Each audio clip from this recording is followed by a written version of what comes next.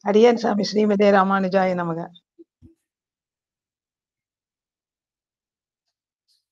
அடியேன் ராமானுஜதாசன் சுவாமி.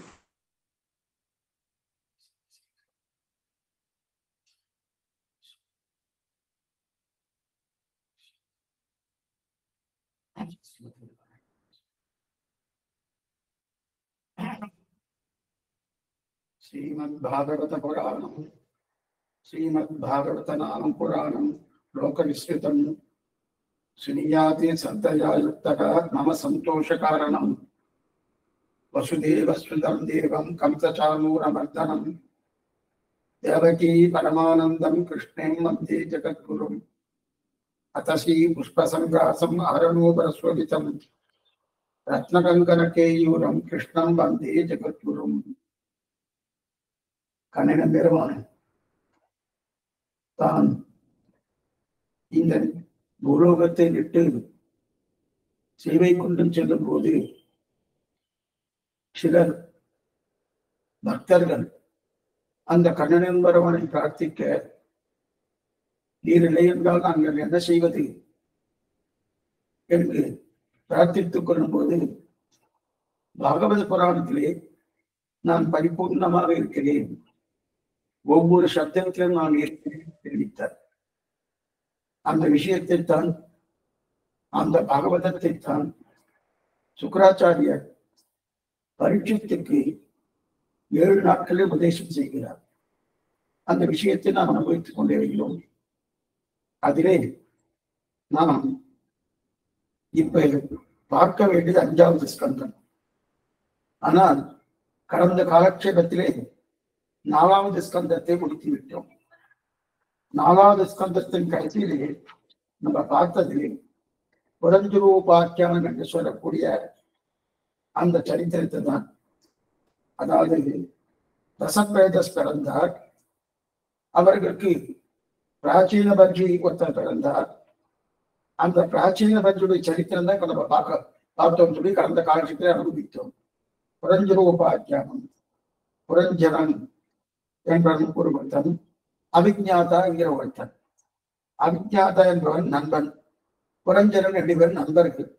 அந்த சரித்திரத்தை பார்த்து அந்த சரித்திரத்திலேயே நம்முடைய வாழ்க்கையில சொல்ல வந்ததுன்னு சொல்லி கடைசியை பார்த்தோம். சுருக்கமா சொல்றேன். புரஞ்சரன் ஒரு அப்படின்னு சொன்னா அது ஜீவாத்மாவை குறிக்கிறது, அதே அவிஜாதா பகவானை குறிக்கிறது. அந்த புரஞ்சரன் கல்யாணம் மனைவியை புத்தின்னு குறிக்கிறது. இந்த மாதிரி ஒவ்வொன்றும் வர வர வர வர என்ன ஆகுதுன்னா, மேற்கொண்டு அந்த நெற்றி தேவதை என்று சொல்லக்கூடிய அந்த மரண தேவதை வர, மூப்பும் வர, அதற்கு மேற்கொண்டு இவன் அந்த நிலையிலே அழிந்தே போகிறான் அப்படின்னு தெரிவிக்கிறான். அதற்கு நடுவிலே முதல்ல அவிஜாதா அந்த பெண்ணை கல்யாணம் பண்ணி கொள்ளாதே புத்திங்கிற பெண்ணை அப்படின்னு சொன்னா இவர் கேட்காம அந்த பெண்ணை பண்ணி பேர் என்று சொல்லிக் கொண்டு மேற்கொண்டு அதனால நிறைய சிரமங்கள் அனுபவித்தாங்கன்னு, நீர் இந்த மாதிரி பண்ணாம இருந்திருந்தால் நீ நல்ல கதைக்கு போயிருக்கலாமே சொல்ல, இப்போ ஒன்றுமில்லை, உங்களுக்கு நான் நல்ல கதையை கொடுக்கிறேன்னு சொல்லி அவருடைய பாவங்கள் எல்லாம் தொலைத்து மேற்கொண்டு அவர் நல்ல கதைக்கு அடைந்து கொண்டு போனான்னு சொல்லி 4வது ஸ்கந்தம் முடிஞ்சிருது. அப்ப இது வரைக்கும் பார்த்தது உத்தானபாதம் சரித்திரம், இது முக்கியம் முடிஞ்சிருது. இனிமே பார்க்க வேண்டியது 5வது ஸ்கந்தம், பிரியவிரதன் சரித்திரம். அப்படின்னா இது ரொம்ப சுருக்கமான சரித்திரம், ஒரே ஒரு கதை தான் இருக்கு. இப்ப நிறைய கதை பார்க்கணும், அந்த கதை போல இல்லை. பிரியவிரதன் என்றது வேறு, உத்தானபாதன்றது வேறு. இந்த பிரியவிரதன் சரித்திரம் சுருக்கமான சரித்திரம், ஜடபரதனுடைய சரித்திரம் தான் அது பிரதான இருக்கப்பட்டிருக்கு. அந்த பிரியவிரதன் அவனுக்கு எத்தனையோ பிள்ளைகள் பிறந்திருக்கா. ஏன்னா இந்த சரித்திரம் இதான பார்ப்போம். இவனுக்கு 10 பிள்ளைகள் பிறந்தார். 10 பிள்ளைகளே மூத்த பிள்ளையுடைய சரித்திரம் தான் நாம பார்க்க வரோம். அந்த மூத்த பிள்ளைக்கு பல பிள்ளைகள் பிறந்திருக்கார், அவருக்கும் அதையும் பார்க்க போறோம். ஆக 10 பிள்ளைகள். அதுல 3 பேருக்கு நாட்டை ஆள்வதற்கு ஆசை இல்லை, எங்க நிலையோடு நாட்டாள. அந்த 7 பேருக்கு இந்த பூமண்டலத்தை திணிச்சு கொடுக்குறாங்க. பாகம் பண்ணணுமோ, நாமெல்லாம் என்ன பண்ணுவோம், சாமான்யமாக நாம் ஏதோ சொத்து இருந்துச்சுன்னா, தாய் தாப்பனார் சொத்து இருந்தால் அந்த தாய் தாப்பனாருடைய சொத்தை வைத்துக் கொண்டு பிள்ளைகளுக்கு அந்த பெண்களுக்கு பிரிக்கிற மனம் அந்த பிரிக்கக்கூடிய தன்மை தான் இங்க தெரிவிக்கிறார். ஆக அதுல 3 பிள்ளைகள் எங்களுக்கு சொத்து வேண்டாம், இதுவும் வேண்டாம், ராஜ்ய பரிபாலனம் வேண்டாம் சொல்லி கிளம்பி போயிட்டார். மிச்சம் இருக்கக்கூடிய 7 பிள்ளைகள் 7ஆ பிரிக்கிறார். அதுல மூத்த பிள்ளைக்கு தான் ஆக்னேயத்திரன் பேரு. ஆக்னேயத்திரன் தான் பல பிள்ளைகள் பிறந்தாங்க. அதுல மூத்த ஆக்னேயத்திரனுக்கு மூத்த பிள்ளை நாபின்னு பேர். அந்த நாபிக்காக தான் இந்த ஜம்பூத்வீதத்தை 9 வருஷங்களாக பிரிக்கிறார். 9 வருஷங்களாக பிரிக்கிறார். அதாவது மொத்தம் பூமண்டலம் நடுவில் இருக்கு. இதெல்லாம் கடந்த காலத்துல பார்த்திருக்கோம். இருந்தாலும் மறுபடியும் சொல்றேன். மொத்த பூமண்டலம் நடுவில் இருக்கு.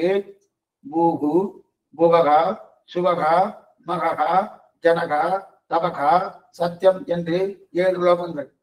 அதே போல கீழோகங்கள் அதல, சுதல, விதல, ரசாதல, தலாதல, பாதாள என்று சொல்லக்கூடிய 7 லோகங்கள். இது நடுவில் இருக்கக்கூடிய லோகம் தான் பூலோகம். அந்த பூலோகத்துக்கு மேல அதுக்கு மேல மொத்த அண்டகடாகம்லாம் இருக்கு. அண்டகடாகமே உருண்டையா தான் இருக்கட்டும். அப்படி இருக்க செய்து அப்ப இதை 7ஆ பிரிக்கிறார். நடுவில் இருக்கக்கூடிய தீபம் ஜம்பூத்வீதம். ஜம்பூத்வீதம் என்னது? லட்சத்வீபம், குஷத்வீபம், சாங்கர தீபம் என்று 7 விதமான தீபங்கள் இருக்கு. அதுல முதல் தீபமாக இருக்கக்கூடியது ஜம்பூத்வீதம். அந்த ஜம்பூத்வீதத்தை தான் 9 வருஷங்களாக பிரிக்கிறார். அதிலே 1 வருஷம்தான் பாரத வருஷம். நம்ம சங்கல்பம் பண்றோம், பாரத வருஷே பரதக்கண்டே சகாப்தே மேருகு தட்சிணே பாஸ்லே அப்படி சங்கல்பம் பண்றோமோ, அந்த சங்கல்பம் இருக்கதான் பாரத வருஷம். ஆனா அந்த பாரத வருஷத்துக்கு இந்த பேர் எதுனா வந்ததுன்னா, நாபியின் பிள்ளை ரிஷபதேவர். கொஞ்சம் புரிஞ்சுக்கணும். நாபியின் பிள்ளை ரிஷபதேவர். அந்த ரிஷபதேவருக்கு பிள்ளை தான் பரதன். அந்த பரதன் இப்ப பரதனா இருக்கார்.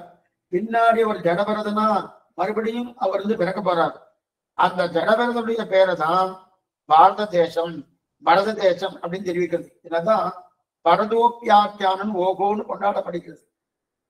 இது போல நம்ம முதல்ல பார்த்தோம் புரஞ்சரூபாக்கியானன் பார்த்த போனோம். அதே போல பரதோப்பியாக்கியானன் ஒவ்வொன்று கொண்டாடப்படுகிறது. ஏன்னா அந்த காலத்துல பரதன் பேரு தான் இந்த நாடே உருவாயிட்டு. அதனால்தான் பாரத தேசம், பரத கண்டம் அப்படின்னு சொல்லுகிறார். இந்த பாரத தேசமே மிகவும் சிறிய பகுதி, ரொம்ப பெரிய பகுதி கிடையாது. இது மிகவும் சிறிய பகுதி. பாரத தேசத்தை விட பாரத வருஷம் மிக பெரியது. பாரத வருஷத்தை விட ஜம்பூத்வீதம் பெரியது. ஜம்பூத்வீதத்தை விட பூமி பெரியது. பூமியை காட்டிலும் அண்டகடாகம் பெரியது. நாம் நினைச்சு பார்க்காத அளவுக்கு அவ்வளவு பெருசு இருக்கு. ஏன்னா கீழே பாதாள லோகம் தொடங்கி சத்தியலோகம் பரியந்தம் எவ்வளவு தூரம் இருக்கு தெரியுமா? 50 கோடி யோஜனை தூரம் இருக்கு. 50 கோடி யோஜனை தூரம் இருக்கு. ஒரு யோஜனை தூரம்னா, ஒரு யோஜனைனா 10 மைல். ஒரு யோஜனை 10 மைல். கிட்டத்தட்ட 500 கோடி மைல். எங்கிருந்து?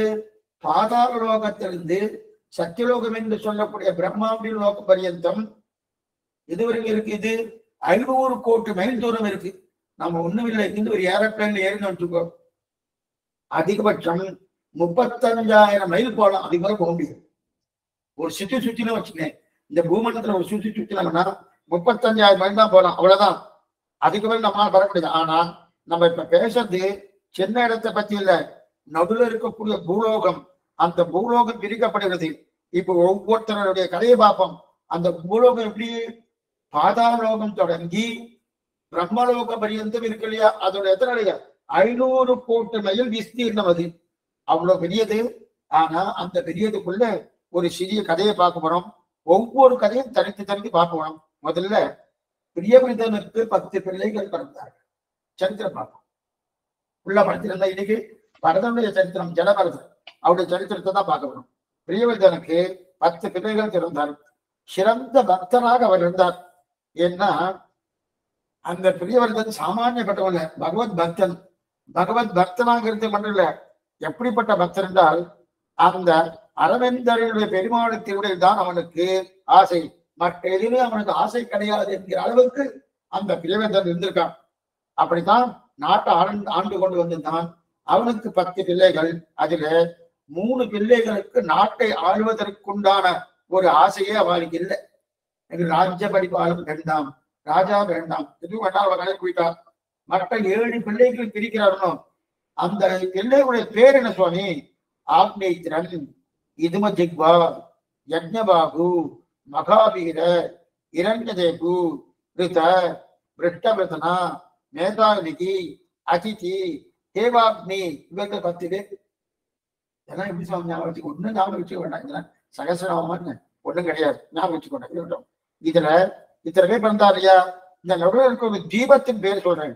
ஜம்பூ தீபம், லக்ஷத் தீபம், சால்மரத் தீபம், குஷத் தீபம், கிரௌஞ்சத் தீபம், ஷாகத் தீபம், புஷ்கரத் தீபம் என்று சொல்லக்கூடிய 7 தீபங்கள். இதுல நடுவில் இருக்கக்கூடிய தீபங்கள் தான் ஜம்பூ தீபம்.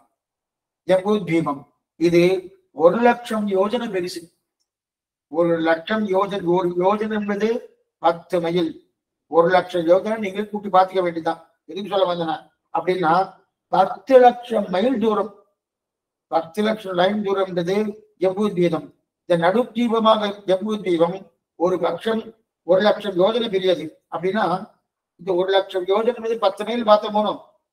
அப்ப இது 10,00,000 மைல். 10,00,000 மைலா இருந்தால் இதை ஒரு பட்சம் யோஜனை பெரிசா இதை சுத்தி இன்னொரு பட்சம் ஒரு மேற்கொண்டு யோஜனை பெரியதாக இருக்கக்கூடிய கடல் சூழ்ந்து இருக்கு. இந்த ஜம்பூ தீபம் இருக்கு இல்லையா? அந்த ஜம்பூ தீபத்தை சேர்ந்து ஒரு கடல் சூழ்ந்து இருக்கு. அதை விட பெருசு. ஜம்பூ தீபம் எத்தனை மடங்கோ அதை விட 2 மடங்கு பெருசு கடல் சூழ்ந்து இருக்கு. அதை விட இன்னும் பெருசு 4,00,000 யோஜனை பெருசு கடல். அதை சுத்தி இன்னொரு கடல் சூழ்ந்து இருக்கு. அப்படி இப்படியே 7 கடல் சூழ்ந்து இருக்கு. இப்ப 7 கடல் சூழ்ந்து இருக்கணும். இந்த பிரியவிரதன் இந்த நாட்டை பிரிப்பதற்காக தன்னுடைய ரதத்தை தேர் ஓட்டிட்டு இருக்காரனோ, அந்த தேர் ஓட்டுச்சு. இந்த தேர் ஓட்டும் போது அந்த தேருடைய சக்கரம் எங்கெங்கெல்லாம் பதியறதோ, எங்கெங்கெல்லாம் அழுந்துறதோ அந்த இடத்துல கடல் உருவாகிட்டான்.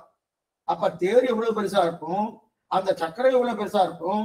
அந்த சக்கரம் எங்க அழுந்துறதோ அந்த இடத்துல கடலே உருவாயிருக்குன்னா எவ்வளவு பெருசா இருக்கும். அப்ப ஒரு சுத்துறான். 7 சுத்திருக்கான். 7 சுத்துக்கு முதல் சுற்றுறது ஒரு கடல் உருவாயிடுச்சு. ஒரு கடல் உருவான உடனே இடைப்பட்ட ஒரு பிரதேசம் ஒரு தீபம் உருவாயிடுது. 2வது சுற்றும் போது இன்னொரு கடல் உருவாருது. அப்ப அதை தாண்டி மறுபடியும் இன்னொரு தீபம் உருவாருது. இந்த மாதிரி 7 சுத்தும் போது 7 கடல்கள் உருவாருது, 7 தீபங்கள் உருவாருது. 7 கடல்கள் உருவாருது, 7 தீபங்கள் உருவாருது. அதுக்கு மேல இது பெரிய கடல் ஆயிடுச்சு. இப்படி 7 சுத்தி நடணும். பூமாதேவியை 7 இடைப்பட்ட 7 பாகமாக பிரித்தார். தன் பிள்ளைகள் 7 பிள்ளை, 10 பிள்ளைகள், 3 பிள்ளைகளுக்கு தன் சொத்து வேண்டாம்னா இப்ப இவ்வாறு 7 பிள்ளைகளுக்கு ஒவ்வொன்றா பிரிச்சு கொடுக்கிறார். பிரிச்சு தன் பிள்ளைகளுக்கு இந்த தேசத்தை ஆள்வதற்காக கொடுக்கிறார்.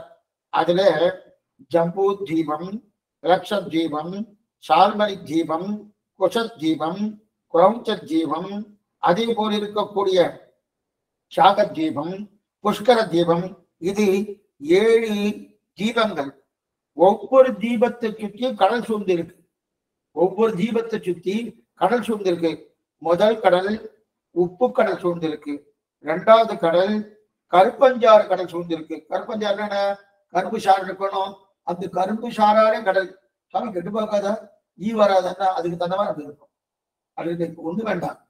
இப்ப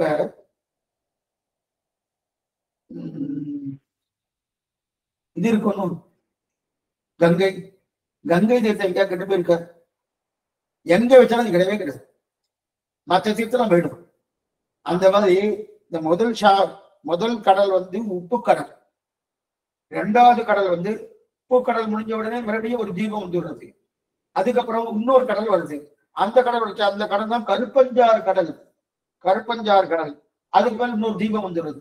3வது கடல் கல்லுக்கடல். கல்லு சாப்பிடறானோ அப்படி ஆடிட்டே இருக்கிறது கல்ல. அந்த கல்லுக்கடல் 3வது கடல். அதுக்கு மேல ஒரு தீபம் வந்துடுறது. 4வது கடல் நெய்க்கடல். நெய்யாலே ஆக்கப்பட்ட கடல், அந்த நெய்க்கடல். அதுக்கப்புறம் 5வது கடல் பார்க்கடல். 6வது கடல் தயிர் கடல். 7வது கடல் தான் சுத்தோதகம் என்று சொல்லக்கூடிய நீர்க்கடல், தூய தண்ணீர். தூய பெருநீர்னு சொல்றாங்க. அப்படிப்பட்ட தூய தண்ணீரா இருக்கக்கூடிய கடல். ஆக ஒவ்வொரு கடலுக்குள்ளிலே ஒரு தீபம், அடுத்து இன்னொரு கடல், அடுத்து தீபம், அடுத்து இன்னொரு கடல், அடுத்து இன்னொரு தீபம், அடுத்து நீ, இப்படியா பிரிச்சுக்கிறார். இப்படியா அவர் பிரிச்சார். அவரை பிரிச்சுட்டு அவர் கொடுக்கிறார். அதற்கு நிலையில மூத்த பிள்ளைதான் ஆக்னேயத்திரன்னு பேரு. ஆக்னேயத்திரன் தான் பேரு. இவர் தன் பிள்ளைகளுக்காக நாட்டை பிரிச்சாரனோ ஜம்பி துவைதத்தை பிரித்து 9 வருஷங்களாக பிரிக்கிறார். ஏற்கனவே அவர் 7ஆ பிரிச்சவர், இவர் 9 வருஷங்களாக பிரிக்கிறார். நாபி, இதுல ஆக்னேயத்தனுடைய மூத்த பிள்ளை இருக்கிற இல்லையா, நாபி தான் மூத்த பிள்ளை. நாபி ஒரு வருஷத்தை 6 வருஷம்னா ஒரு ராஜ்யம், அந்த ராஜ்யத்தை ஆரம்பிக்கிறார். அவருடைய பிள்ளை தான் ரிஷபதேவன்.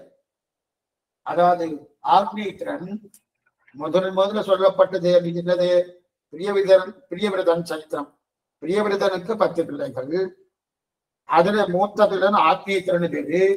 ஆக்னேயத்திரனுடைய பிள்ளைதான் என்னது, நாபின்னு பேரு. அதுல எத்தனை பிள்ளைகள் பிறந்திருக்கா, அந்த பிள்ளைக்கு நாபின்னு பேரு. நாபிதான் மூத்த பிள்ளை. அந்த நாபியுடைய பிள்ளைதான் ரிஷபதேவர். அந்த ரிஷபதேவர்கள் யார்? ரிஷபதேவர் யார் அல்ல, பகவானுடைய நேரடியான அம்சத்தான் ரிஷபதேவர். நாபி வெகு நாட்கள் தபம் புரிந்து ரிஷபதேவரை பெற்றார். நாபி என்ன, வெகு நாட்கள் தபம் புரிந்து ரிஷபதேவரை பெற்றார். ஆக நாபி ரிஷபதேவர் பெருமாளுடைய அவதாரம் சொன்னார். அவர் நிறைய உபதேசங்கள் பண்ணியிருக்கார். சாமானிய மட்டும் இல்ல, ரிஷபதேவருக்கு பல பிள்ளைகள் பிறந்தன. 100 பிள்ளைகள் வச்சுக்கோம். கௌரவர்களுக்கு எப்படி 100 பிள்ளைகளோ அதே போல இதெல்லாம் கிருத்தயுகத்துல ரிஷபதேவருக்கு 100 பிள்ளைகள். அதுல மூத்த பிள்ளைக்கு தான் பரதன் பேர். இப்ப அந்த விஷயத்தை தான் வந்துட்டு இருக்கோம். எங்கிருந்து வந்துட்டு இருக்கோம்? முதல்ல உத்தானபாத சரித்திரம் முதல்ல பார்த்துட்டோம். அடுத்து பிரியவிரதன் சரித்திரம். பிரியவிரதன் சரித்திரத்தை தான் பார்த்துட்டு இருக்கோம். பிரியவிரதனுக்கு 10 பிள்ளைகள் பிறந்தா அந்த 10 பிள்ளைகள் ஆக்னேயத்திரன் மூத்த பிள்ளை. ஆக்னேயத்தினுடைய பிள்ளைதான் நாபி. அந்த நாபியுடைய மூத்த பிள்ளைக்கு தான் ரிஷபதேவன் பேரு. அந்த ரிஷபதேவனுடைய 100 பிள்ளைகள். அந்த 100 பிள்ளைகளுடைய ரிஷபதேவனுடைய மூத்த பிள்ளை தான் பரதன். இப்ப பரதனுடைய சரித்திரத்தை மட்டும் தான் பார்க்க போறோம், மற்றதெல்லாம் பார்க்க போறது கிடையாது. அதுவும் சுருக்கமா தான் பார்க்கணும். பரதன் இப்ப ரொம்ப ஆச்சரியமா இருக்கும். ஏன்னா ஒரு முறை பரதன் ராமாயணம் வரக்கூடிய வரதன் இல்லை. நம்ம ராமலட்ச பரத சொத்துக்கள் சொல்றோம்னா அது இல்லைங்க. அது திரேதாயுகம், இது கிருதயுகம். கிருதயுகத்துல ஏன்னா இந்த தேசத்துக்கு பரத கண்டே பாரத வருஷே இதெல்லாம் பரதனுடைய பேர் தான். ராமாயணத்துக்கு வரப்பட்ட அதையும் வச்சுக்கலாம், அது பின்னாடி ஏற்பட்டது. முதல்ல இந்த கிருதயுகத்தில் இருக்கக்கூடிய பரதனுடைய பெயரை வைத்துதான் பாரத தேசம் பெயர் வைத்தது இருக்கட்டும். அப்படி இருக்கச்சது பரதன் அபாரமான ஞானி, சாமானியப்பட்டவங்க. 100 பிள்ளைகளுக்கு ரிஷபதேவர் பிறந்தாரோனோ அந்த 100 பிள்ளைகளே மூத்தவர் யாருன்னா பரதன். அபாரமான ஞானி, நித்தியம் அவரு நித்திய கர்மான நைமித்திக கர்மான அது கூட அனுஷ்டானம்னு சரிவர பண்ணி கொண்டு பகவானுடைய இச்சையிலேயே பகவானுடைய ஆனந்தத்திலேயே எப்போ இருந்துட்டு இருப்பார். அந்த மாதிரி இருந்திருக்கச்சு ஒரு நாள் தபஸ் பண்ணியிருந்தார் நதிக்கரையில. அந்த நதிக்கரையில தபஸ் புரிஞ்சிருந்தார், அமர்ந்து கொண்டிருந்தார். பகவானுக்கோ இந்த பரதன் மூலமா ஆத்ம தத்துவ உபதேசிக்கணும்னு பெருமாள் யோசிக்கிறார். ஒரு ஆச்சரியமான சரித்திரம் பரதன் சரித்திரம். அதைதான் பார்க்க போறோம். ஒரு தடவை என்ன ஆச்சுன்னா, பரதன் சக்கர நதின்னு ஒரு நதி, எல்லாமே வடக்கு தேசத்துல இருக்கக்கூடிய இடம் தான் அது. நம்ம தெற்கு தேசத்துக்கும் புராணத்துக்கும் அவ்வளவு சம்பந்தம் கிடையாது. அது ஏன் இப்படி சொல்லிட்டு இருக்கேன்னா, இப்ப இவர் இருக்காரு தமிழுக்கு பிரபஞ்ச அகஸ்திய மாமணி, அவருக்கு தெற்கு திக்கிற நிறைய வைபவம் உண்டு.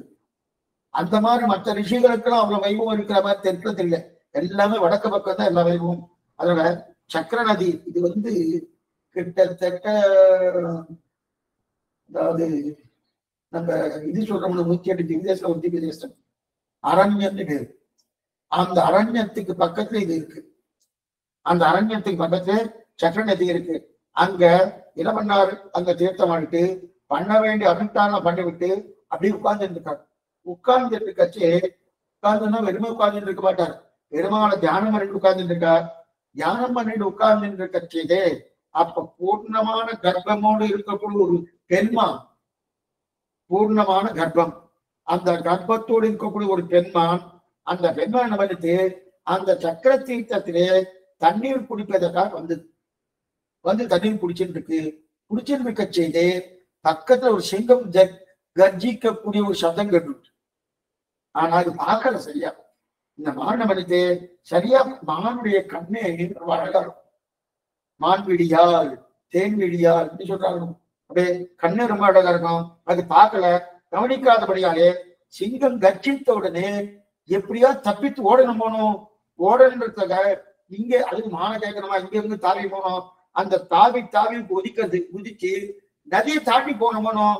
நதியை தாண்டறதுக்கு உண்டான ஒரு பிரயத்தனம் பண்ணிட்டு பிரயத்தனம் பண்ணும்போது கர்ப்பச்சிதைவு ஏற்பட்டு அந்த பெண்மானுக்கு கர்ப்பச்சிதைவு ஏற்பட்டு கர்ப்பச்சிதைவு வந்து கர்ப்பத்திலிருந்து குட்டி மான் வெளில வந்துட்டு, கர்ப்பத்திலிருந்து குட்டி மான் வெளில வந்துட்டு வெளில வந்து பிறந்தது.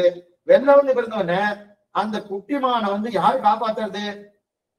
ஒரு பக்கம் பார்த்தா அந்த குட்டி மான் இந்த நதிங்கிற தண்ணீர்ல விழுந்துருமோன்னு பயமா இருக்கு. இன்னொரு பக்கம் பார்த்தா அந்த சிங்கம் கர்ஜித்ததோனோ, இந்த சிங்கத்தால இந்த மானுக்கு தான் ஆபத்து வந்துருமோன்னு பார்த்தார் பரதன் பார்த்தார். ஓ, இது இந்த பக்கம் இருக்கு. ஒரு பக்கம் பார்த்தா நதியில விழுவதற்குண்டான வாய்ப்பு இருக்கு, இன்னொரு பக்கம் பார்த்தா சிங்கத்தால் ஆபத்து வந்துருது. அதை என்ன பண்ணார், இவரை நேர ஓடி போனார். அந்த மான் குட்டி மான் பிறந்திருக்கணும், அந்த குட்டி மானை எடுத்து தான் கொண்டு வச்சு காப்பாத்திட்டு நேரா தன்னிடத்துல வச்சு விட்டார். எங்கிருந்து காப்பாத்தினார்? சிங்கத்திலிருந்து காப்பாத்தினார். அந்த தன் பக்கத்துல வச்சுட்டார். அதுக்கு பால் ஊற்றார், அதுக்கு சோறு ஊற்றார், அதுக்கு என்னென்ன உண்டோ அதெல்லாம் பண்ணிட்டு இருக்காரு. அது இடத்துல அத்தனை பிரியம் வந்து மான்னாலே ஒரு பிரியமா இருக்கும். கண்ணு குட்டி மான், அதே போல சில பூனையெல்லாம் அவ்வளவு தூரம் கிடையாது. சில ஜந்துக்கள், அதே முயல், இது அதே மாதிரி மயில், இதெல்லாம் ரொம்ப ரொம்ப அந்யோன்யமா இருக்கும். மான் இன்னும் அந்யோன்யமா இருக்கும். அதெல்லாம் என்ன பண்ணார், அந்த மண்டலத்துல ரொம்ப அந்யோன்யமா இருந்தது. அந்யோன்யம் இருந்தாலே இப்ப என்ன ஆயிடுச்சுன்னா அந்த மான் சிரிச்சாதான் இவர் சிரிப்பார். அந்த அளவுக்கு அந்யோன்யமா எடுத்து மான் சாப்பிட்டதான் இவர் சாப்பிடுவார். மான் அழுதான் இவர் அழுதுவார். அந்த அளவுக்கு கொஞ்சமா என்ன ஆயிடுச்சுன்னா மானே இவர்கிட்ட பிராணன் மாதிரி ஆயிடுத்து. அப்ப அந்த மாதிரி ஆயிடுச்சு. அந்த மாதிரி ஆயிடுத்துனாலே தியானம் பண்ணியாச்சு, பகவத் சிந்தனை குறையும். இப்ப இது தப்புன்னு சொல்றாரு, சரின்னு சொல்றாரு.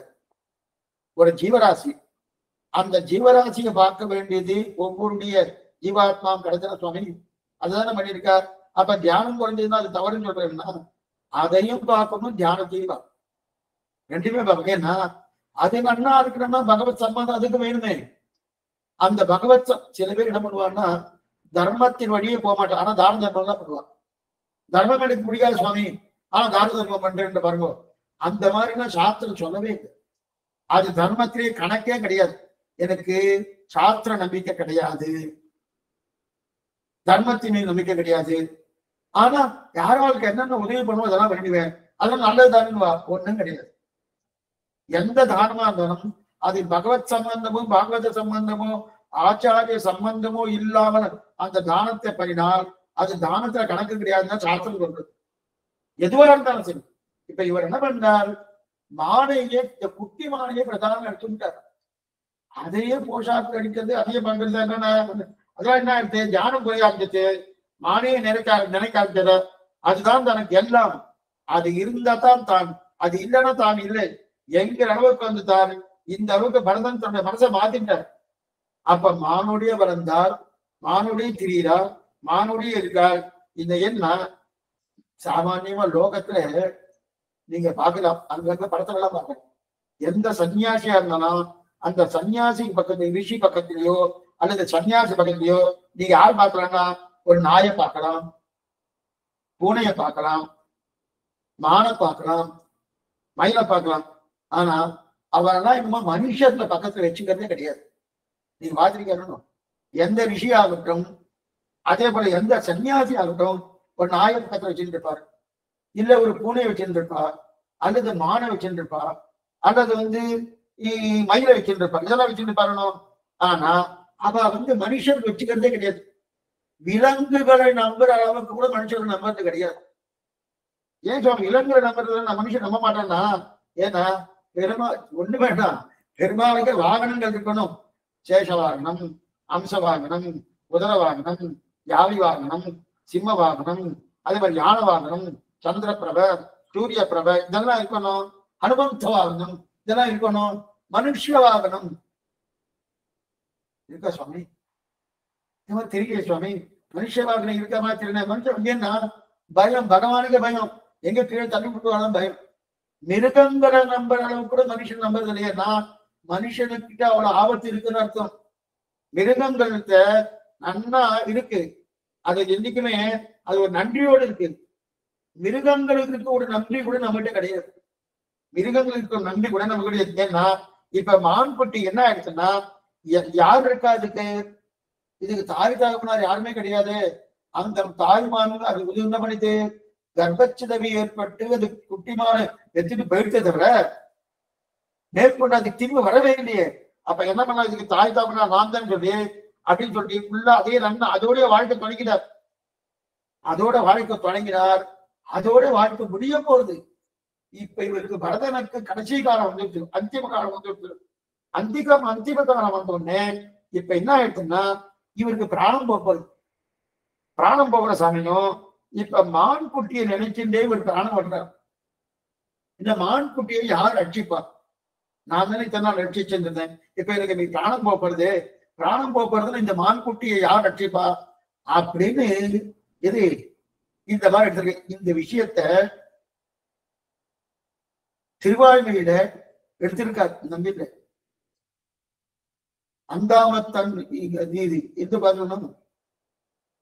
முதல் திருவாய்மொழி முதல் 10 4ஆம் திருவாய்மொழி அதை எடுத்திருக்காரு. அதுல ஒரு பாசனம், நீயலையே சிறு பூவாய் நெடுமானார் தென்தூதாய் நோயனது நுவலென்ன நுவலாதே இருந்தொழிந்தாய் சாயலோடு மணிமாவை தளர்ந்தேன் நான் இனி உனது வாயலகில் இன்னடிசில் வைப்பாரை ஆடாதேன். இது ஒரு பாசனம். இந்த பாசனத்துல என்ன தெரிவிக்கிறான்னா, ஆழ்வார் தூது அனுப்புறார். அஞ்சிரைய மடனாராய் அடியத்தாய் நீயும் நின் அஞ்சரைய சேவலுமாய் ஆவாரின் கணக்கருளை வெஞ்சிரை புள்ளியத்தார்க்கு என் விழுதூதாய் சென்றக்கால் வஞ்சிரையில வல்மைக்கில் வைப்புண்டாரின் செய்ய நெய். இது ஒரு பாசனம். முதல் 10 4ஆம் திருவாய்மொழி. அதுல நீரைய சிறுபாய்னு ஒரு பாசனம். அந்த பாத்திரத்தை தூது அனுப்பி உடனே அந்த தூது போனோம். பறவை புதுத்து போயிருக்கணுமோ, நாளை தூது போயிருக்கணுமோ, போகல. போய் என்ன பண்ணிட்டு அங்க போய் பகவான்கிட்ட சொல்ல வேண்டியது சொல்லாம திரும்பி வந்துடுத்து. திரும்ப வந்து ஆழ்வார் கேட்டார், என்ன இந்த மாதிரி சொல்லாம திரும்ப வந்துட்டீன்னு? எனக்கு பயமா இருக்கு, நான் சொல்லலேன்னு. நீ சொல்லாம வந்துட்டீங்கணும், இப்ப என் பிராணம் போறது. நீயலையே சுடு பூதாய் நெடுமாறார் தென்தூதாய் நோயனது நுவலென்ன நுவலாதை இருந்தொழிந்தாய். அங்க போய் எனக்கு என்ன நோய் நீ சொல்லியிருக்கணுமோ, பகவானை விட்டு பிரிந்த நோய், பசலை நோய், அந்த நோய் ஆழ்வார் பட்டு இருக்கான்னு சொல்லணுமானோ, சொல்லாம இருந்துட்டியனோ. இப்ப என்ன ஆயிடுச்சு, நோயனது நுவலென்ன நுவலாதே இருந்தொழிந்தாய் சாயலோடு மணிமாவை தளர்ந்தேன் நான். எனக்கு என்ன வந்தது, பசலை நோய் வந்துடுத்து. பகவானை விட்டு பிரிஞ்சு நான் கல்வி போறேன், இனிமே என் பிராணம் போறது. நாளையே என்னுடைய பிராணம் போறது. நாளைக்கு உனக்கு யார் சோறு ஊட்டுவா, உனக்கு யார் பால் ஊட்டுவா, உனக்கு யார் பால் பழங்கள்லாம் கொடுக்க போறார், நீயே பார்த்துக்கோ. நோயனது நுவலென்ன நுவலாதே இருந்தொழிந்தாய் சாயலோடு மணிமாமை தளர்ந்தேன் நான் இனி உனது வாயலையில் இன்னடிசில் வைப்பாரே நாடாதே. நீயே பார்த்துக்கோனர். இதில் ஒரு ஐத்திகம் தெரிவிக்கிறார் நம்பில்லை. பெரிய திருமலை நம்பிகள் இங்க திருமலையில கைங்கரியம் பண்ணிட்டு இருக்கார். அவருடைய திருவாராதன பெருமாள் இவருக்கு அந்திம காலம் வந்து கொடுத்து. அந்திம காலம் வந்தப்ப இவர் திருவாராதன பெருமாள் ஒவ்வொருத்தருக்கும் உண்டு, அடியனுக்கும் உண்டு. நம்ம போனதுக்கு நம்ம பெருமாள் யார் பார்த்துக்க போறா? குழந்தைகள்லாம் இருக்காங்க சுவாமி, நான் பார்க்கணுமே, எல்லாருமே பார்க்கணுமே. அந்த பார்க்கணுமே இருந்து சொல்லிட்டு தானே பிரயோஜனம். அதனால என்ன வந்துட்டுன்னா, இப்ப அவருக்கு சந்தேகம் வந்துட்டு, யார் பார்க்க போறா? பகவானை பிரார்த்திக்கிறார். கடையை திறந்தார், அவருடைய திருவாராதனம் திறந்தார். பகவான் இந்த பாத்திரத்தை சொல்றார், நீ அலையே சிறு பூவாய் நெடுமாறார்க்கு இந்த பாத்திரத்தை சொல்லி வாயழகில் இன்னடி செல் வைப்பாரை நாடாதே. நாளையிலிருந்து உனக்கு திருவாராதனை பண்ணமானோம், உனக்கு சோறு விட்டணுமானோ, உனக்கு ஆழவட்ட கைங்கரியம் பண்ணமானோ, தீர்த்த பிரசாதம் கொடுக்கணுமோனோ நீயே ஆளை காத்துக்கோ. சாயலுடைய மணிமாவை தரண்டேன் நான் இங்கிருந்து சிவைகுடன் கிளம்பி போக போறேன். இனி உனது வாயறைகள் இன்னடிசில் வைப்பாரின் ஆடாதே. நீயே அடுத்த திருவாராதனை செய்வது யாருன்னு நீயே பார்த்து கொண்டு தெரிவிக்கிறார். எதுக்கு சொல்ல வந்தேன்னு, அதே போல இங்க என்ன ஆயிடுச்சுன்னா, இங்க இந்த மான நடிச்சுட்டே பிராணம் போயிடுச்சு. மான நடிச்சுட்டே பிராணம் போயிடுச்சு. பிராணம் போனபடியாலே அடுத்த பிறவி பரத நிலமன்னாரு. மானாவே பிறந்தார், மான்குட்டியாக பிறந்துட்டார். அடுத்த பிறவி மான்குட்டியா பிறந்துட்டார். ஏன் சுவாமி எதை நினைச்சுட்டு போனா அது மாதிரி வந்துருமா? இதுல கொஞ்சம் நம்ம சம்பிரதாய விஷயம் சொல்றேன். நமக்கு மார்க்கம் 2 மார்க்கம் உண்டு மோட்சம் அடைவதற்கு. பக்தி மார்க்கம் ஒண்ணு, சரணாகதி மார்க்கம் உண்டு. பக்தி மார்க்கத்துல எப்படி மோட்சத்துக்கு வருதோ அப்பொழுது கூட பகவானை நினைவு இருந்தால்தான் ஒரு மோட்சம், இல்லைன்னா மோட்சம் கிடையாது. நீ எதை நினைக்கிறோ அதுவா நீ அடுத்த நிமிஷம் நடத்துற. எத்தனைதான் நீ பக்தி பண்ணி இருந்தாலும் பக்தி மார்க்கத்துக்கு உண்டான இது ஒரு குறை. ஆனா பிரபக்தி மார்க்கத்துக்கு இது கிடையாது. அப்போதைக்கு இப்போதே சொல்ல வைத்தேன் அரங்கத்தரவினை பள்ளியானே. இதைத்தான் தேவப்பெருமாள் தெரிவிக்கிறார். தேகாவசானே முக்தி சாத் அகமேவ பரந்தத்வம் தரிசனம் வேத ஏவச்ச உபாயேஷு பிரபத்தி சாத் அந்திமஸ்மிருதி வர்ஜனம். தேகாவசானே முக்தி சாத், தேக அவசானே அந்திமஸ்மிருதி வர்ஜனம். கடைசி காலத்தில் அவனுடைய பெயரை சொல்லணும் என்கிற அவசியம் கிடையாது. அவனுடைய நாமஸ்மரணம் வந்தா ஒன்றும் தவறு கிடையாது. ஆனா நாமஸ்மரணம் பண்ணினாதான் உனக்கு மோட்சம் என்கிற நிலை பிரபக்தியில் கிடையாது. ஆனா பக்தியில் இது உண்டு. இது எங்க வராகநாயகரே தெரிவிக்கிறார். கிதே மனசு ஸ்வஸ்தே ஷரீரே சதியோன்னரகா ஜாதகான்யே துதிஸ்பர்த்தா விஸ்வரூபஞ்சமாமஜம் தசஸ்மம் நிஜமானந்தோ காட்டபாஷான சந்திமம் அகம் ஸ்மராமி மத்தம் நயாமி பரமாங்கதின். நான் அவனை ஞாபகத்தில் வைத்துக் கொண்டு அழைத்துக் கொண்டு போகிறேன். அகம் ஸ்மராமி, நான் ஞாபகத்தில். ஞாபகம் இருக்கணும். பக்தி நிட்டனுக்கும் ஞாபகம் இருக்கணும், பிரபன்னனுக்கும் ஞாபகம் இருக்கணும். ஆனா பிரபன்னனுக்கு இருக்க வேண்டிய ஞாபகத்தை பகவான் வைத்துக் கொள்கிறார். பக்தி நிஷ்டன் இருக்கக்கூடிய ஞாபகத்தை பக்தி நிஷ்டன் தான் வச்சுக்கணும். அவர் ஞாபகத்தை வச்சு, அப்ப ஞாபகத்தை வைத்துக் கொள்ளாமல் எதை நினைத்துக் கொண்டு பிராணம் விடுகிறாரோ அதுவாக பிறக்கிறார். எதை நினைத்துக் கொண்டு பிராணம் விடுறாரோ அதுவா பிறக்கிறார். அதுவா பிறக்கிறார் இந்த வார்த்தை அடிய சொன்னேன். அப்ப எதை நினைத்துக் கொண்டு அவர் பிராணம் விடுறாரோ அதுவா பிறக்கிறாரோ. ஆமாங்க. அப்ப மானா நினைச்சிருந்தா அடுத்த தினம் மானா பிறக்கிறார். பூனையை நினைச்சிருந்தா அடுத்த தினம் பூனையா பிறக்கிறார். யானையை நினைச்சிருந்தா அடுத்த தினம் யானையா பிறக்கிறார். மனுஷனை நினைச்சிருந்தா அடுத்த தினம் மனுஷன் நினைக்கிறார். சொன்னாரு சரின்னு. நான் கண்ணன் நினைச்சிட்டு பண்ணேன்னு சொன்னேன். கண்ணனை நினைச்சிட்டு நான் பிராணம் விட்டேன். அடுத்த ஜென்மா நான் கண்ணனா பிறப்பேனா? கேட்டேன். நல்ல கேள்விதான்.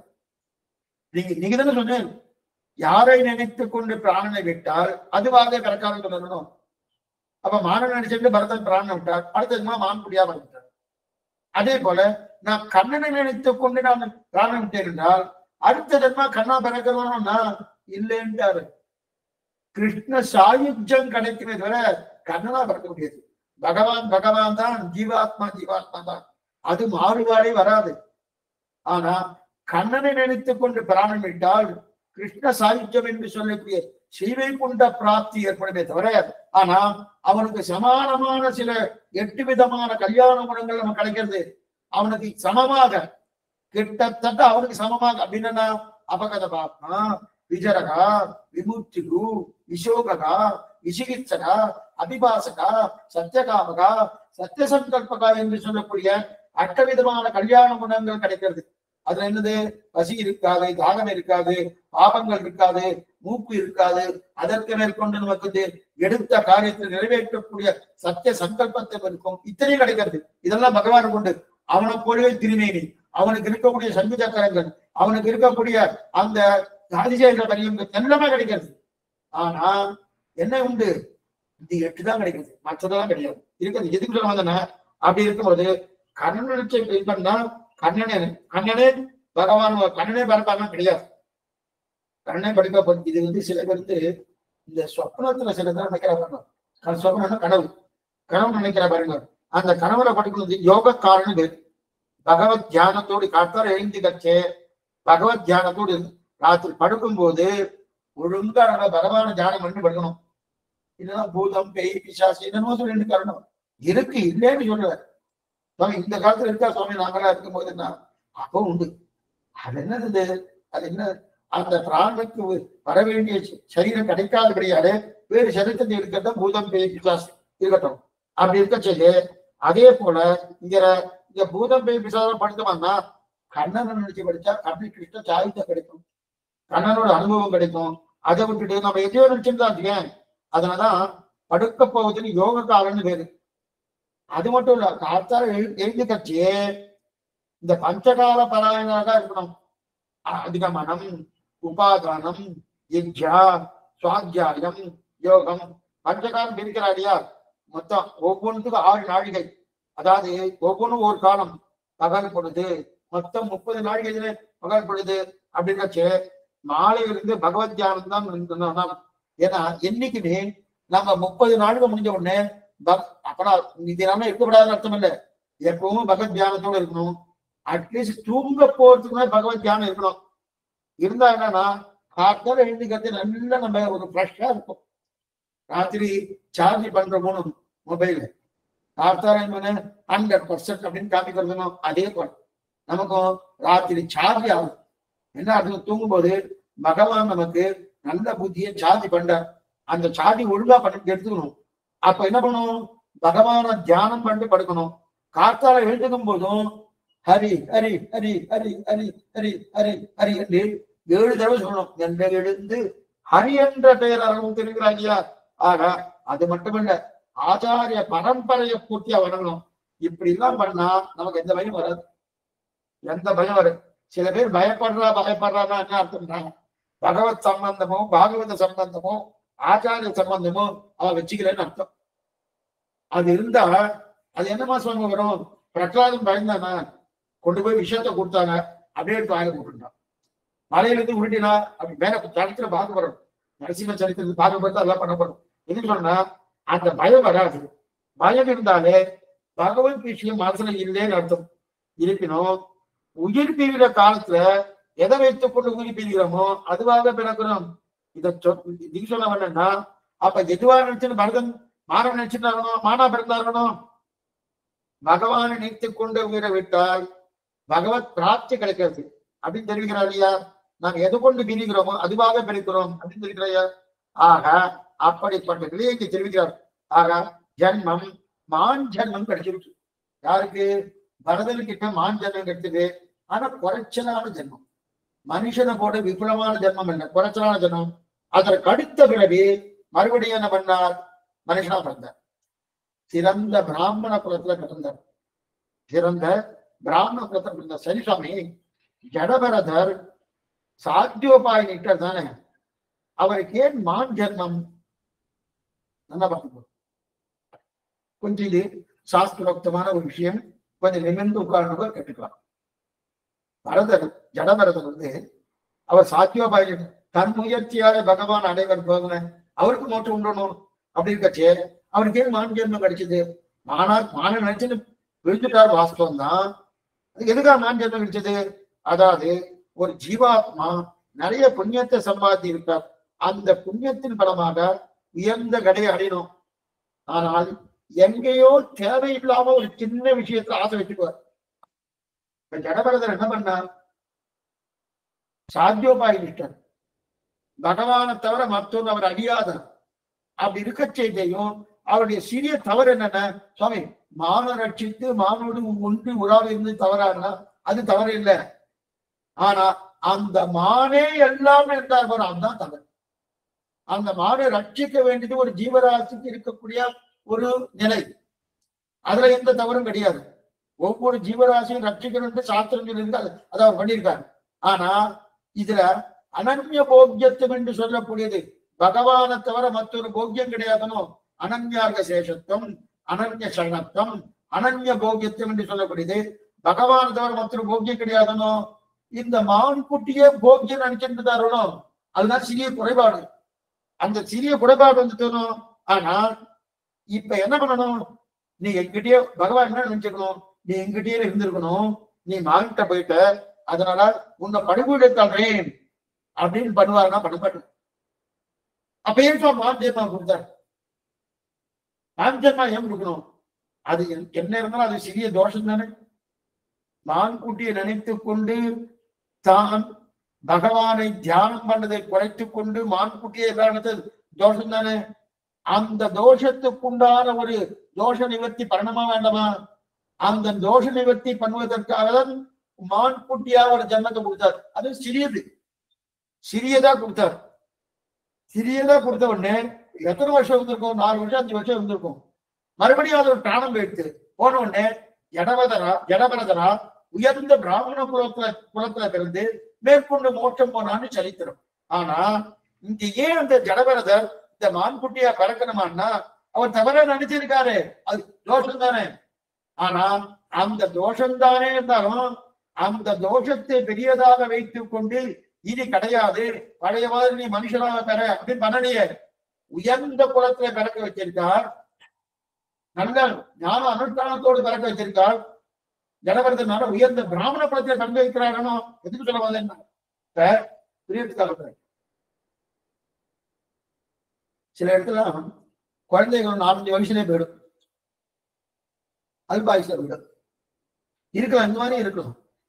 அவளுக்கு உயர்ந்த ஜன்மா கொடுப்பதற்காக தான் சிறிய தோஷங்கள் இருக்கலாம். அந்த தோஷத்துக்காக ஆனா அந்த மாதிரி போயிடுச்சுன்னா சுவாமி 4 வருஷம் தான் இருந்தது, அதுக்குள்ள போயிட்டு நாம அதை கொஞ்சம் சரியான முறையில ஏற்றுக்கொள்வதற்கு மனப்பக்குவம் வராது. யாராவது எந்த தாயாரா இருந்தாலும் எந்த தகவலாரா இருந்தாலும் குழந்தை 4 வயசுல போயிடுச்சு அப்படின்னா அவளுக்கு காரணம் இதுவா தான் இருக்கும். ஏன் சொல்றேன்னா அடுத்த ஜென்மா உயர்ந்த ஜென்மா கொடுப்பதற்காக பகவான் ஆசைப்பட்டான். இருந்தாலும் இந்த ஜென்மத்துல ஏதோ ஒரு தோஷம் இருக்கு, அந்த தோஷத்தை நிவர்த்தி பண்ணணும். அந்த நிவர்த்திக்காக அதனால அந்த அதை நம்ம அந்த அளவுக்கு ஏத்துக்கணும். ஏத்துக்கக்கூடிய மனப்பக்குவம் நமக்கு வருமானா வருது சிரமம் தான். எந்த தாயார் தாக்குனாலும் அந்த அளவுக்கு மனப்பக்குவம் வருது கஷ்டம் தான். இதுக்குன்னா சின்ன பிறவியில் சின்ன பாபம் பண்ணி நான் முடிஞ்சு போயிருந்தது. மற்ற பேர்லாம் சில பேர் 80 வயசு இருக்காங்க, நிறைய பண்ணியிருக்கான்னு அர்த்தம், நிறைய பண்ணியிருக்கான்னு அர்த்தம். என்னன்னா சீக்கிரமா போயிட்டா குறைஞ்சதான் பாபம், நிறைய இருக்குன்னா நிறைய அப்படின்னா இப்ப ராமானுஜ 120 அப்படின்னா பாவம் பண்ணான்னு அர்த்தமாங்க. அவள் தான் அவதார புருஷன், அவதார புருஷன். அவ எப்ப வேணா போலாம், நித்தியசூரிய அம்சம் தான், ஆதிசேஷ அம்சம் தானே வாழலாம். அப்படி இருக்கச்சது அவள் பகவத் நிச்சயாவே இருந்த அவளா இல்லை. எதுவும் சொல்ல வந்தேன்னா அப்ப இவர் எதிர்க்காகன்னா இந்த சின்ன பிறவி எடுத்து அந்த தோஷத்தையும் போகணும். ஆனாதான் மான்குட்டி பிறவி சரி. அப்ப பிரபஞ்சனுக்கு இது கிடையாதுன்னா கிடையாது. ஞாபகம் இவர் சரணாகதி நிஷ்டனாக இருந்தாச்சு. ஜடபரத சரணாகதி நிஷ்டம் கிடையாது, சாத்தியோபாய நிஷ்டன். சாத்தியோபாய நிஷ்டன் என்ன? தன்னுடைய முயற்சியாலே பகவானை அடைவது என்கிற எண்ணத்தோடு இருக்கக்கூடியவர். அதனால அவருடைய நிலை என்னன்னா கடைசி அந்திம காலத்தில் பிராணம் பிரியக்கூடிய காலத்தில் பகவானுடைய நினைவு இருக்கணும் அவர்களுக்கு, அப்பதான் அவருக்கு மோட்சம்.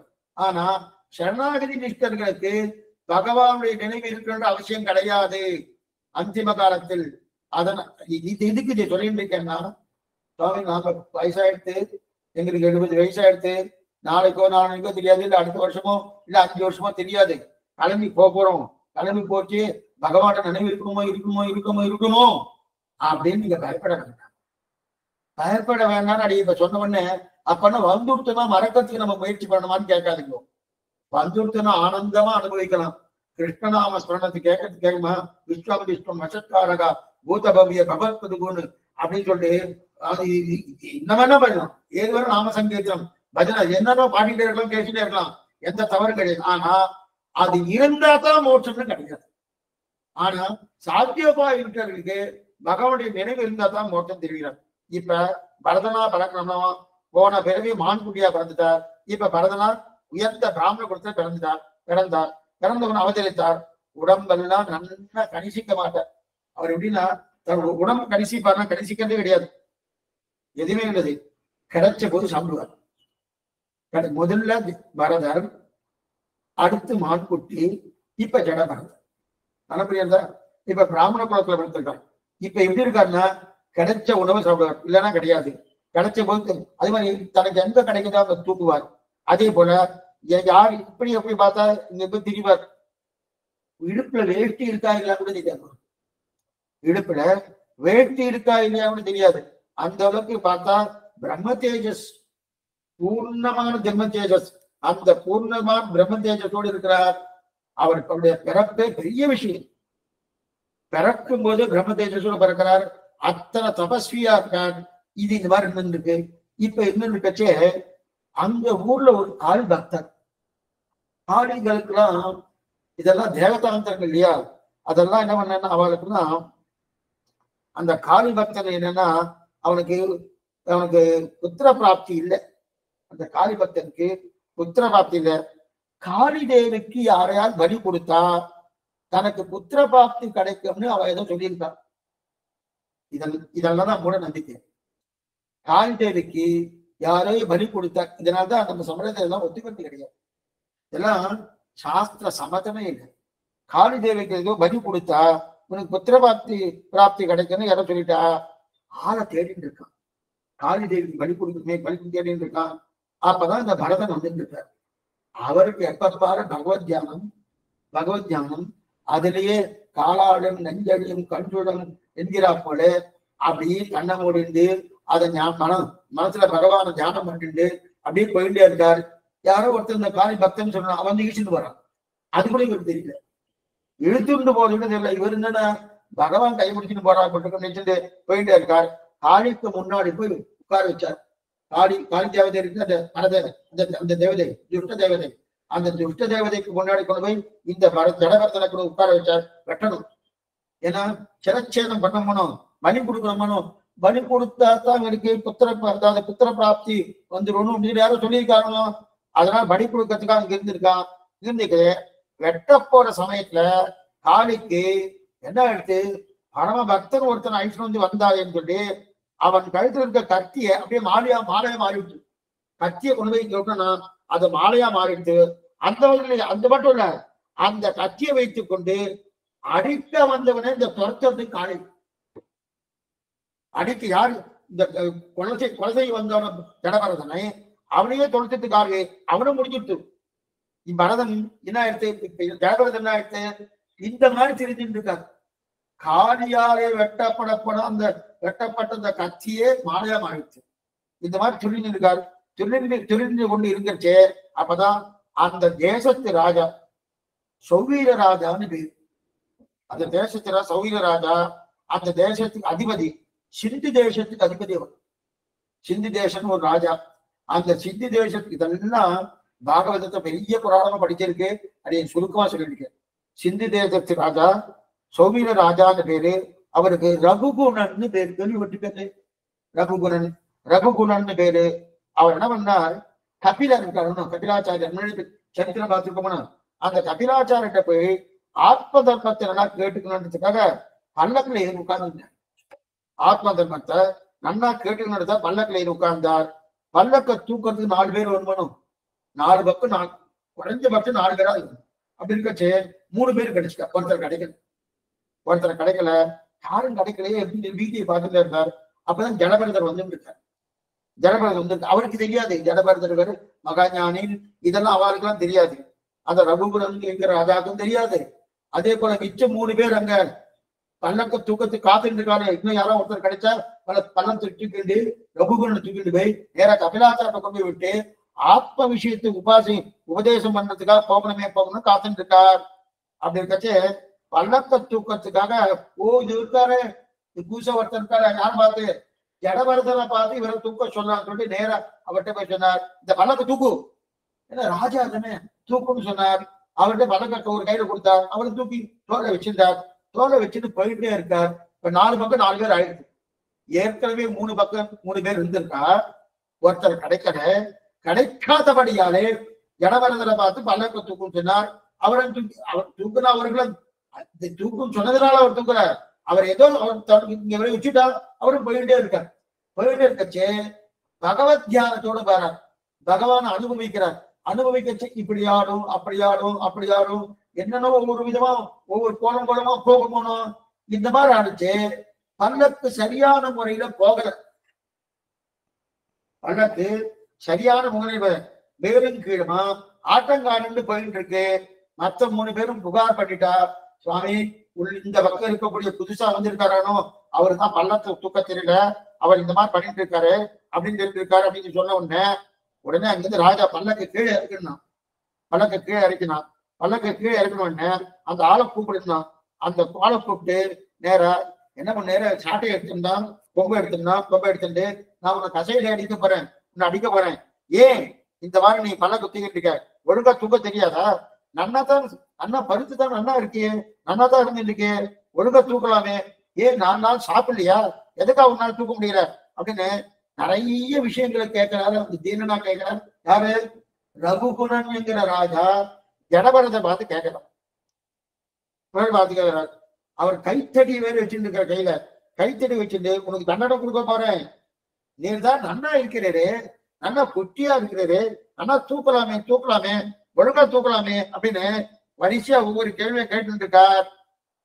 ஒரு கேள்வி கேட்டு இருக்கச்சு இந்த ராஜாவை பார்த்து இந்த பரதன் என்ன பண்ணிட்டு இருக்கான், அப்படியே முகத்தை பார்த்துட்டே இருக்கு. ஒண்ணுமே சமாதானம் சொல்லல. சாமானியமா நம்ம என்ன பண்ணுவோம், தப்பு பண்ணிட்டு வச்சுக்கோ, அவ கேட்ட கேள்வி பயந்துட்டு, சுவாமி எனக்கு அதெல்லாம் தெரியாது சுவாமி, ஏதோ ஒரு சமாதானம் சொல்லுவோமோ, ஒண்ணுமே சொல்லாம அப்படியே ராஜா பார்த்துட்டே இருந்தா. இவர் கதற ஒவ்வொன்னா சொல்லிட்டு இருக்கச்சு பார்த்துட்டு இருக்காருன்னா ஒரு மாதிரி ஆயிடுச்சு ராஜாவுக்கு. என்ன விரும்பி இருக்காரு அப்படின்னு மெதுவா அவனை பார்த்து கேட்கிறாரு. நான் ராஜாவா இருக்கச்சது என்ன தூக்கத்துக்கு உனக்கு என்ன கஷ்டம்? உனக்கு என்ன தூக்கம் விடுத்து உனக்கு கர்த்தவியம், அதை விட பண்ணிட்டு இருக்கே அப்படின்னா. அப்ப உடனே இப்ப அந்த ஜடபரதர் ராஜாவை பார்த்து கேட்கிறாரு, நீ ஏதோ ராஜான்னு சொன்னியே, யார் ராஜா? நான் ஏதோ தூக்கிட்டு இருந்தேன் சொன்னியே, யார் தூக்கினா? முதல் புரியவே இல்லை. ராஜா ரகுவனுக்கு புரியவே இல்லை. நான் ஒவ்வொரு சத்தம் போட்டு இருந்தேன், நீ ஒழுங்கா தூக்க வேண்டாமான்னு கேட்டு இருந்தேன், யாரை தூக்கிறான்னு கேட்டு இருக்க, யார் ராஜான்னு கேட்டு இருக்க, கசையில அடிக்கணுமா யாரை தூக்கிட்டு இருக்கேன்னு சொல்லிட்டு இருக்க, யாரு? ஒண்ணுமே புரியல. இத்தனை நாள் நீ தானே என்ன தூக்கினேன், நான் உன்னை தூக்கினேனா? நான் என்ன உன்னை தூக்கினேன்? தூக்கலையே. இல்ல, ஏன் இப்படி கேட்கிறேன்னு வேணும் சொல்றாரு. அரசனே, நீ ஏதோ கையில தடியை வச்சுட்டு இருக்கியே, அந்த தடியை வச்சுட்டு யாரை அடிக்க போறா? என்ன அடிக்க போறியா? யாரை அடிப்பதாக உத்தேசம் கேட்டார். நீ தான் தப்பு பண்ணிருக்கீர், ஒழுங்கா தூக்கல, உங்கத்தான் அடிக்க போறேன்னு. அப்ப நான் தான் தூக்கலையே அப்படின்னு இருக்கு, அதற்கு எப்படி நீ என்ன அடிப்பான்னு சொல்லி கேட்கிற? நான் ஒழுங்கா தூக்கல அடிப்பேன். புரியவே இல்லை. எனக்கு மடக்கா பேசுறேன். ராஜா ஒழுங்கா பேசுறாரு, ஜடபரதர் எனக்கு மட்டும்தான் பேசுறாரு. என்ன இவர் இந்த மாதிரி இவர் கேட்கிற கேள்வினா ஒண்ணுமே புரியல. ராஜா எதை சொல்ல போறாரோ பரதன் எனக்கு மட்டும்தான் பேசுறாரு இல்லையா? சரி, இவர் யாருன்னு தெரிஞ்சுக்கலாம் இல்ல, ஏன் இந்த மாதிரி பேசுறாரு, யாருன்னு தெரிஞ்சுக்கலாம்னு பார்த்தா ரொம்ப உயர்ந்தவரா இருக்கிறேன். ஏன்னா பேச்செல்லாம் வேதாந்தி மாதிரி பேசிட்டு இருக்கேன். என்னைக்குமே நமக்கு புரியாதா போல பேசினா வேதாந்தின்னு சொல்லுவான். அப்புறம் என்ன அர்த்தம்? அண்ணா புரியும்படி பேசினா அவருக்கு என்ன சுவாமி தெரியும் சொல்லுவா. புரியாத போல் பேசினாச்சு. சில பேர்லாம் ஆங்கில படத்தை பார்ப்பான், அவருக்கு ஒண்ணும் புரியாது, மற்றவெல்லாம் சிரிக்கிறாங்க, உடனே இவருக்கு கைத்தறி சிரிக்கிறார். அந்த மாதிரி வேதாந்தி என்ன புரியாத பேசினா வேதாந்தி இல்லையா? நீர் யார், எங்கிருந்து வந்தீர், எதற்காக வந்தீர் ராஜா கேட்கிறார். நீர் யாரு, எங்கிருந்து வந்தீர், எதற்காக வந்தீர்னு சொன்ன. இப்ப ஜடபரத பதில் சொன்ன போனோம். இந்த 3 கேள்வி அரசே நீ யாரையும் கேட்காதுன்னு. நீ என்ன கேட்ட? நீ யாருன்னு கேட்ட, எங்கிருந்து வந்தேன்னு கேட்டீர், எதற்காக வந்தேன்னு கேட்டீரும். இந்த 3 கேள்வியும் நீ யாரையும் கேட்காதன்னா. ஏன்னா எல்லாருமே ஒரே பதில் தான் சொல்லுவாங்க. ஆச்சரியமான விஷயம் இது. எல்லாருமே ஒரே பதில் தான் சொல்லுவான். நான் நீ யார் என்று கேட்டால் நான் திரும்ப ஒண்ணு கேட்பேன், நீ யார்? இத பைத்தியங்களா இருக்கணும். உன் பேர் என்ன கேட்டா உடனே இந்த பைத்தியம் இருக்கணும், உன் பேர் என்ன கேட்கணும். அந்த மாதிரி இல்லை இது. இப்ப ஜடபரதரை பார்த்து ரகுகுணன்ங்கிற ராஜா நீ யாருன்னு கேட்டார். நீ எங்கிருந்து வந்தீன்னு கேட்டார். நீ எதற்காக வந்தீன்னு கேட்டார். அதே போல இப்ப ஜடபரதன் திருப்பி கேட்கிறார். என்ன கேட்கிறார்? நீ யாருன்னு கேட்கிறார். நீ யாரோ நானும் அதேதான். பதில் பாருங்க. நீ யாருன்னு ரகுகுணனுங்கிற ராஜா ஜடபரதனை கேட்க, அதே கேள்வியை திருப்புறார் ஜடபரதன். நீ யாரோ அதே போலதான் நான். அதுக்கப்புறம் நீ எங்கிருந்து வந்தேன்னு கேட்டேனோ அதேதான் இவர் சொல்றாரு. நீ எங்கிருந்து வந்தாயோ அதே போல நானும் அங்கிருந்து தான் வந்தேன். நீ எதற்காக வந்தாயின்னு கேட்டேனோ நீ எதற்காக வந்தாயோ அதே போல நானும் வந்தேன்னு சொன்னார். இவருக்கு புரியல. இந்த ரகுகுணனுக்கு ராஜாவுக்கு புரியவே இல்லை. ஆனா பேசுறதுலாம் பார்த்தா ரொம்ப அபாரமான ஞானத்தோடு பேசுறாமா தெரியாது. ஆனா இந்த மாதிரி பேசுறாரு, இந்த மாதிரி பேசுற ஒண்ணும் புரியல. சரி, இது என்னன்னு புரியலேன்னு இவனு அப்ப சொல்றார் ஜடபரதன். என்ன சொல்றாருன்னா, நீரும் ஒரு ஆத்மா, நானும் ஒரு ஆத்மா, எதற்காக இன்னொரு ஆத்மாவை பற்றி நீ யாருன்னு கேட்கிற? இப்பதான் புரிஞ்சுட்டார் அந்த ராஜா, புரிஞ்சுட்டார். நீரும் ஒரு ஆத்மா, நானும் ஒரு ஆத்மா. இதான் நமக்கு தான் உபதேசம். அது வேற யாருக்கும் இல்லை.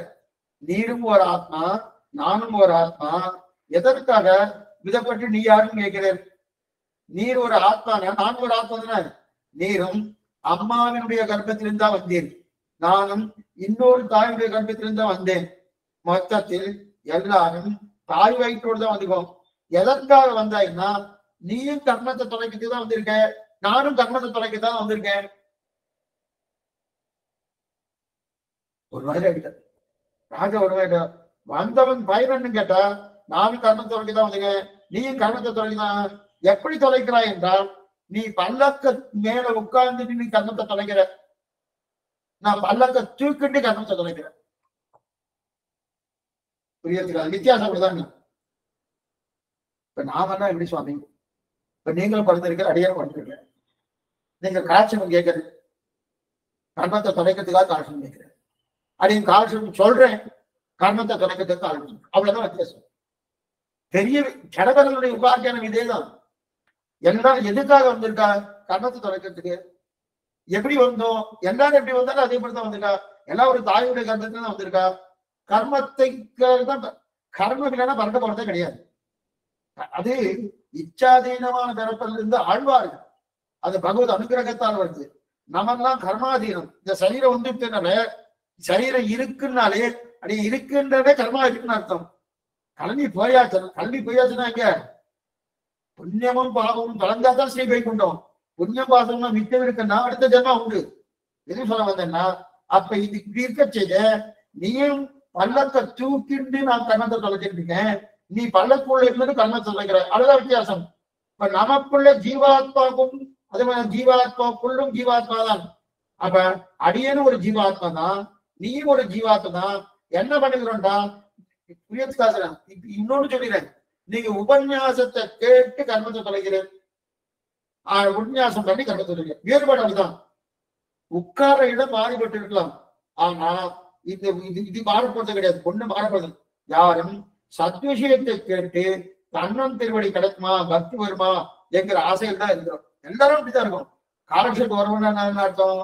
கண்ணன் திருவடி கிடைக்குமா, மோட்சானந்தம் கிடைக்குமா அப்படின்னு. அப்ப இந்த கேள்வியை திரும்ப கேட்ட உடனே அவன் வீட்டு நமஸ்காரம் பண்ண ஆரம்பிச்சான். ரகுபுரம் இந்த ராஜா நமஸ்காரம் பண்ண ஆரம்பிச்சான்.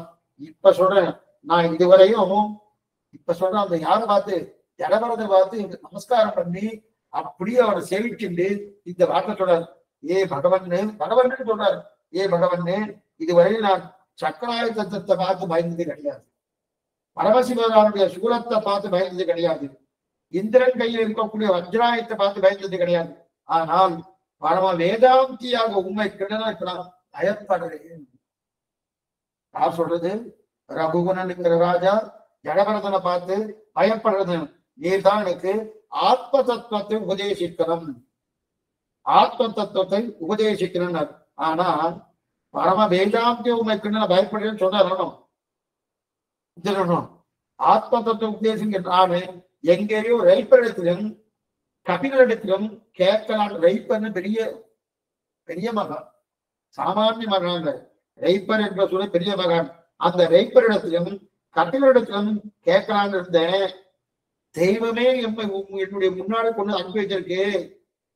யமனுடைய தண்டத்திற்கோ பரமசிவான சூலத்திற்கோ என்ன பகவானுடைய சக்கராயுதத்துக்கோ நான் இதுவரை பயப்பட்டதில்லை. ஆனா நான் சிறந்த சக்கரவர்த்தி, அப்படிப்பட்ட சக்கரவர்த்தி. ஆனால் நீ சொல்வதை கொண்டு பயப்படுகிறேன். நீ சொல்றதுக்கு பயன். இப்ப நான் என்னவென்று புரிந்து கொள்ளலைன்னா, நீர் தான் இத்தனை நாடு என்னை தூக்கினீர், நீர் தானே தப்பாக தூக்கினீர், நான் தண்டனை கொடுக்கிறேன், நீர் இல்லை என்று கேட்க. அப்பதான் மனதான் சொல்றார், உன் பேச்சில் ஆத்மாவுக்கும் தேகத்துக்கும் வித்தியாசம் தெரிகின்ற. நான் தூக்கினேன்னு சொல்றேன், நான் எங்க தூக்கினேன்? சொல்றேன். சில பேர்லாம் இந்த காரியம் நான் பண்ணேன்னு, இந்த காரியம் என்னால் பண்ணப்பட்டதுன்னு, அந்த காரியம் அவரால் பண்ணப்பட்டதுன்னு. அந்த மாதிரி கிடையாது. அவனே கீதையில சொல்றான், இத்தனை நாய் நீங்க என்ன சொன்னீங்க? இத்தனை நாய் என்ன சொன்னீங்க?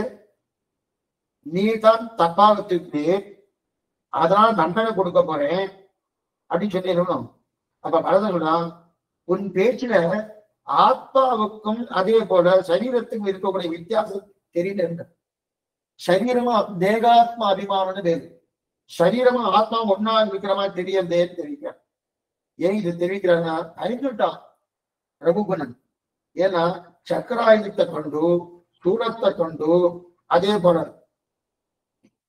யமனுடைய தண்டத்தை கொண்டு இந்திரனுடைய வஜ்ராயத்தை கொண்டு பயந்தது கிடையாது.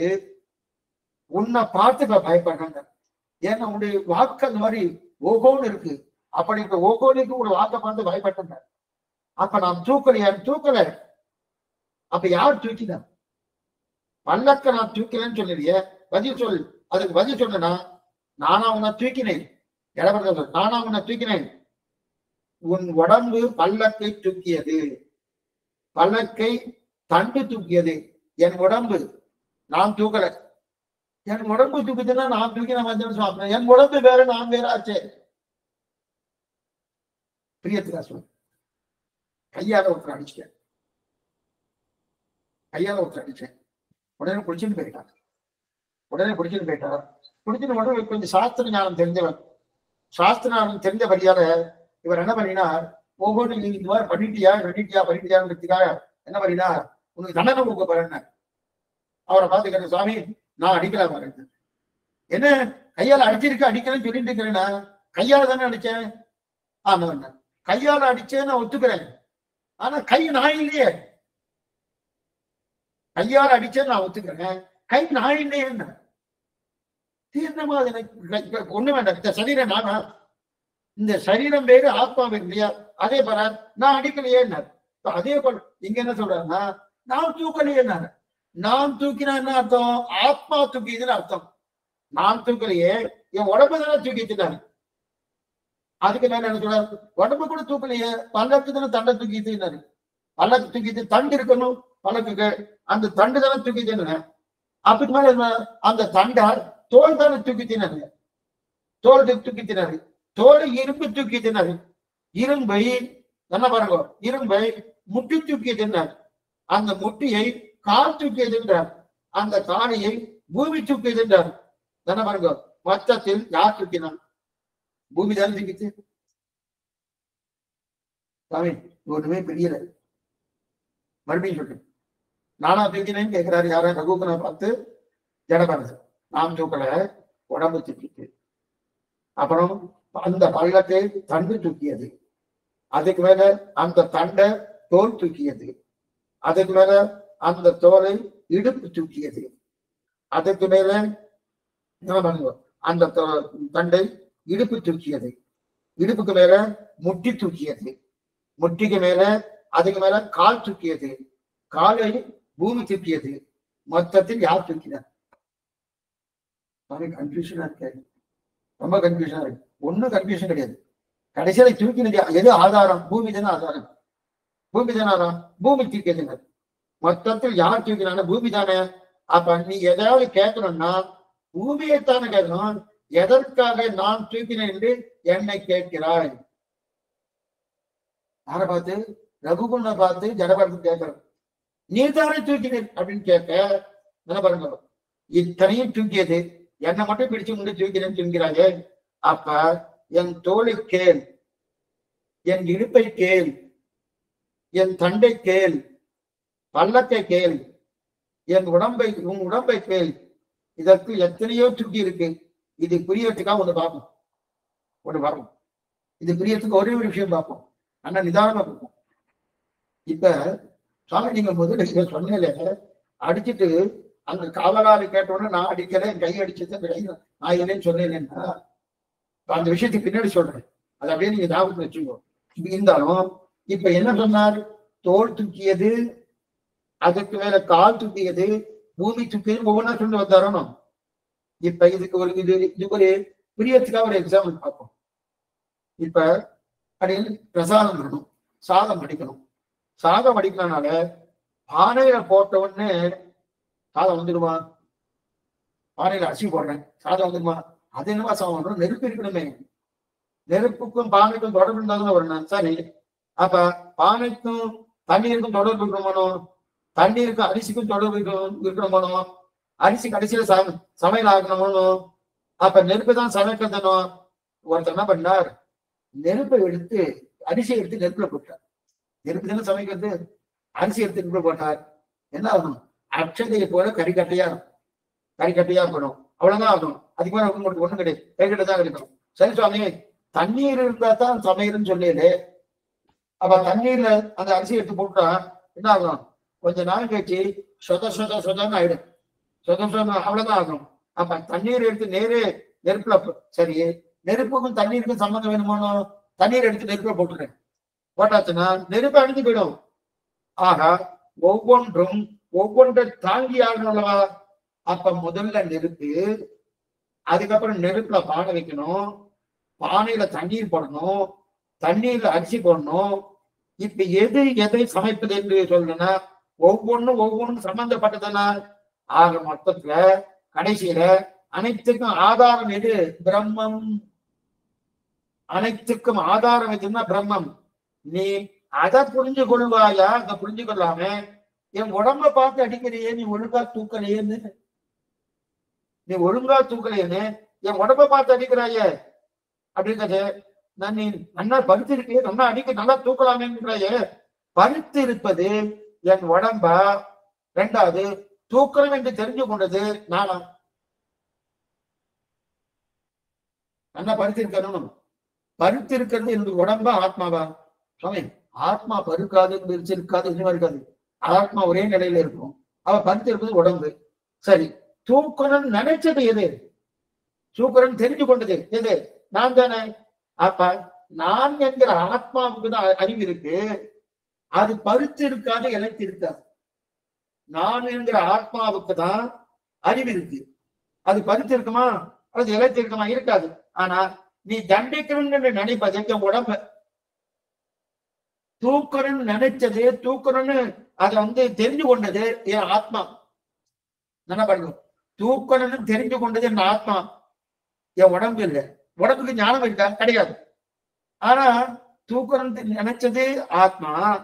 ஆனா நீ தண்டிக்கணும்னு நினைப்பது யார? என் உடம்ப. ஆனா உடம்பு அடிபட்டதுன்னா வருத்தப்பட போவது உடம்பா இல்லையே ஆத்மா. உடம்புக்கு அடிபட்டு விட்டு, உடம்புக்கு அடிபட்டு விட்டு வருத்தப்படுறது உடம்ப வருத்தப்படும். உடம்பு வருத்தப்படாது, வருத்தப்படுவது ஆத்மா. அப்ப உடம்புக்கு வருத்தம் தெரியாதுன்னா தெரியவே தெரியாது, தெரியவே தெரியாது. உயிர் தெரியறதுக்காக சொல்றேன். உயிர் போயிடுச்சு. உயிர் போனதுக்கு அப்புறம் சிதையில வச்சு மூக்காகணும். உயிர் நன்னா இருக்கச்சே இந்த சரீரத்துக்கு என்னென்னலாம் வேணுமோ அத்தனையும் பண்ணிக்கிறார். இந்த சரீரத்துக்கு நல்லா குழு காத்து வேணும், இந்த சரீரத்துக்கு நல்லா சாய்வானம் வேணும். இதெல்லாம் ஆத்மா கேட்டுதா? கேட்கல.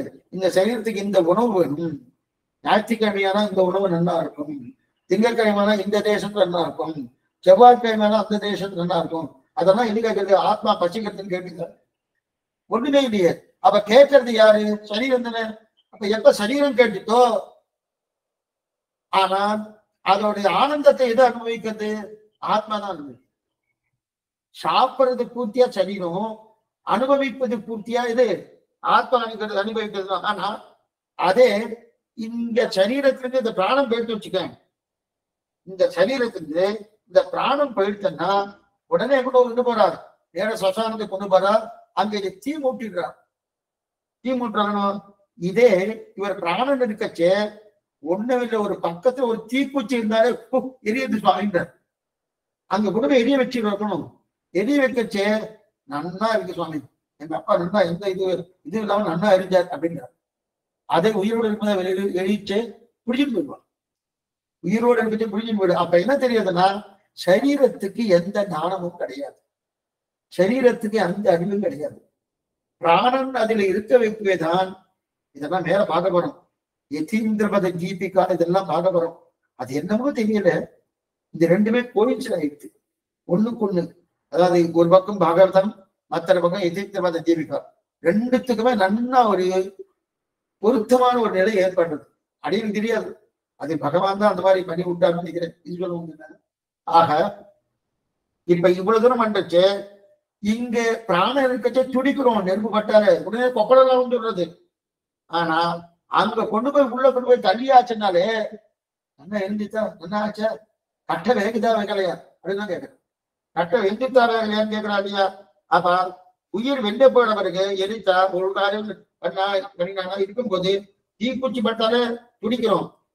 இதுல இருந்து தெரிஞ்சு கொள்ளணும் என்னன்னா, யாரும் இந்த சரீரத்துக்கு மதிப்பு கொடுக்கறதே கிடையாது. இங்கிருந்து கிளம்பி போராடணும், புரியறதுக்காக சொல்றேன். இதே இந்த சரீரத்தை வச்சிருக்காரணும், இங்க வச்சுட்டு இருக்கச்சே அது மேல ஈகி சரி பிராணம் போயிடுச்சு, அவங்களை ஏழை பண்ணிட்டு போகணும். போறதுக்காக எல்லாரும் பார்க்கணுமோன்றதுக்காக சரீரத்தை வைக்கிறா. சில பேர் 3 நாள் வைக்கிறா, சில பேர் 2 நாள் வைக்கிறா, சில பேர் 1 நாள் வைக்கிறா. ஆனா சாமானியம் ஒரு ராத்திரி வைக்கப்படாதுன்னு சொல்லி இருக்குது. அது ராத்திரி இருக்க வேண்டிய நிர்பந்தம் வச்சுக்கோங்க. சாயங்காலம் போயிட்டோம்னு வச்சுக்கோங்க, ராத்திரி வைக்க வேண்டிய நிர்பந்தம் வந்துச்சுன்னா அது வச்சுதான் ஆகணும். ஏன்னா அதுக்கு மேல சாயங்காலத்துக்கு மேல ஸ்மசானத்துக்கு போகப்படாதுன்னு சாஸ்திரம் சொல்றது. அதனால கூடாதுன்னு வச்சுட்டு இருக்கோம். இப்ப உடனே எடுத்துக்கணும். சில பேர் 4 நாள் 5 நாள் குழந்தை விஜயத்துல இருக்கான் சுவாமி, வரணும் பண்ணோம் அப்படின்னு 3 நாள் வச்சிடுறா. அப்ப ஈகி ஏதாவது உடனே விரட்டிட்டே இருக்கும். அதே இங்க இருந்து கொண்டு போய் அங்க போய் அது இன்னைக்கு எலக்ட்ரிசிட்டி வந்துட்டு அந்த உள்ள தனியாச்சுன்னா ஆயிரத்தி ஒரு 10 நிமிஷம் உடனே சுவாமி இந்த தலைப்படாவுடையது எல்லாம் இது இருக்கு எடுத்துக்கணும் அப்படின்னு சொல்லுங்க. உடனே பால் ஊத்திட்டு இருக்காரு, கொடுத்துடுறாரு. இப்ப அந்த மாதிரி ஆயிடுச்சு. இப்ப அதெல்லாம் கிடையாது. இங்க ஓட்டின்னு போகணும், அவர் மேல எதுவும் படப்படாது, நன்னா இருக்கணும்னு என்ன பண்ண அங்க உள்ள தலைவர் நெருப்பிலேயே தாழணும். அவ்வளவுதான் மதிப்பு. சரீரத்துக்கு அவ்வளவுதான் மதிப்பு. இவரை கொண்டு போய் நெருப்புல போடுறது அளவுக்கு தான் மதிப்பு கொடுக்குறவங்க இல்லையா? அதுக்கு மதிப்பு கொடுக்க போவதே இல்லை. உள்ளே இருக்கிற ஆத்மா வரைக்கும் தான் சரீரத்துக்கு மதிப்பு. நல்லா படிச்சுக்கணும். உள்ளே இருக்கிற அது மட்டும் இல்ல, பிராணம் போயிடுச்சுன்னு வச்சுக்கோ, இவரை தொட்டா உடனே குடிக்கணும், இவரை தொட்டா உடனே குடிக்கணும். பிராணம் இருக்கச்சே சுவாமி அவரை தொட்டா நமக்கு புண்ணியம் போட்டுருக்கு, அவ்வளவு புண்ணியாத்மாவா இருக்காரு அப்படின்றோம். ஆனா அதே பிராணம் போயிடுச்சுனாலே சுவாமி அவர் போயிட்டாரு, தொட்டு வந்துட்டேன் குடிக்கலாம் பண்ணணும் அப்படின்னு தெரிவிக்கிறாங்க. அப்ப என்ன தெரியுது? சரீரத்துக்கு மதிப்பு இருக்கணும், மதிப்பே கிடையாது. உள்ளே இருக்கிற ஆத்மாவுக்கு தான் மதிப்பு. அப்ப என்ன தூக்கிறது சரீரம், ஆனா தூக்குறங்கிற நினைப்பது ஆத்மா. தூக்கினது சரீரம், அந்த பல தூக்கினது சரீரம் தான். ஆனா தூக்கணும்னு நினைப்பது எது? ஆத்மா. உயிர் இருக்கும் போது உடம்பு அடிச்சா வலிக்கிறது, இந்த அடிச்சா வலிக்கிறது, உடம்பு அடிச்சா வலிக்கிறது. ஆனா உயிர் பிரிந்த போது அந்த உடம்பு அடிச்சா வலிக்கிறது, வலிக்கவே இல்லையே. அப்ப அதுல இருந்து என்ன தெரியுதா? இந்த உடம்புக்கு வலி தெரியாது. என்ன பண்ணீங்க? இந்த உயிருக்கு அடிச்சா வலிக்கிறது ஒண்ணும், பிராணம் போனதுக்கு அடிச்சா வலிக்கிறதா? வலிக்கிறது ஏனும். அப்ப இதுல இருந்து என்ன தெரியுது? இந்த உடம்புக்கு வலி தெரியாது, ஆத்மாவுக்கு தான் வலி. ஆத்மா இருக்கிற வலி இருந்தோம், இது அடிச்சா வலிக்கிறது. ஆத்மா கிளம்பி போயிடுச்சுன்னா என்ன வேணா அடிக்கும், சத்தமா அடிச்ச மாதிரி அடிக்கிறது. இது அப்ப வலிக்கிறது. ஆனா ஆத்மாவுக்கு உடம்பு இல்லைன்னா வலிக்கவே வலிக்காது. சரி சுவாமி, அப்ப ஆத்மாவுக்கு தான் வலின்னு சொன்னா அப்ப ஆத்மா அடிக்க முடியும், ஆத்மா அடிக்க முடியாது. ஆத்மாவுக்கு உடம்பு இல்லைன்னா வலிக்காது.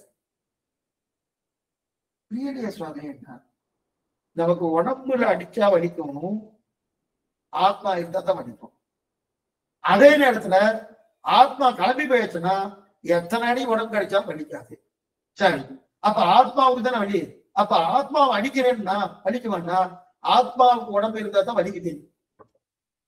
ஆத்மா உடம்பு இருந்துதான் வலி தெரியும், இல்லைன்னா வலிக்கவில்லை. ஏன்னா எதை அடிக்க? ஆத்மா அடிக்கணும்னா முதல்ல எங்க இருக்கா சொன்ன ஆத்மா? பாலாங்க சதபாகஸ்ய சதபா கல்பிதஸ்ய. என்னன்னா ஒரு நெல் நுனி, அந்த நெல் நுனியுடைய நுனி இருக்கு இல்லையா, கீழ்பாகத்துடைய நுனி, அந்த நுனியத்தான் அக்ஷதைன்னு சொல்லுவாங்க. அந்த நுனியை மட்டும் எடுக்கணும். எடுத்துட்டு அதை 100 கூறு ஆக்கணும். 100 கூறு ஆக்கினதுக்கு அப்புறம் அந்த 100 கூறுல ஒரு கூறு வருமோ, அந்த ஒரு கூரை மறுபடியும் 100 கூறு ஆக்கணும். ஆக்க முடியுமான்னு கேட்காதுங்க, இதான் சாஸ்திரம் இருக்கு.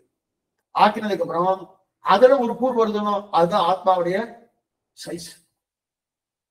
ஒண்ணுமே இருக்காது, இருக்காது. அவனும் அணுஸ்வரூபம் அபிஸ்வரூபம் அபிகச்சத. அது எப்படி அடிக்க? நைனச்சிந்தந்தி சத்ராணி நைனந்தகதி பாபாவுடா. கண்ணனை கீதையில சொல்றாருன்னு, ஆத்மாவை கொளுத்தவோ உணர்த்தவோ அடித்தவோ எரிய வைக்கவோ எதுவும் முடியாதுன்னு இருக்கல. அப்படி இருக்க செய்து அவர் ரொம்ப சிறியவர், அவர் அடியே படமாட்டார். ஆத்மாவை வெட்டவோ உணர்த்தவோ நினைக்கவோ கொளுத்தவோ ஒன்னும் பண்ண முடியாது. இது இத்தனை எதை பண்ண முடியும்? உடம்பத்தான் பண்ண முடியும். ஆத்மா பண்ண படவே முடியாது, உடம்பத்தான் பண்ண முடியும். சரி சுவாமி, அப்ப இத முதல்ல தெரிஞ்சுக்கொள் அரசனே. உடம்பு வேறு ஆத்மா வேறு, ரெண்டும் ஒன்று கிடையாது. ஆனா நாம அநேகமா இந்த உடம்புக்குத்தான் பிராதானியம் கொடுக்கிறோம், ஆத்மாவுக்கு பிராதானியம் கொடுக்கறது இல்லை. முற்றிக்கால் வெளி சுவாமி, அதனால என்னால வர முடியல.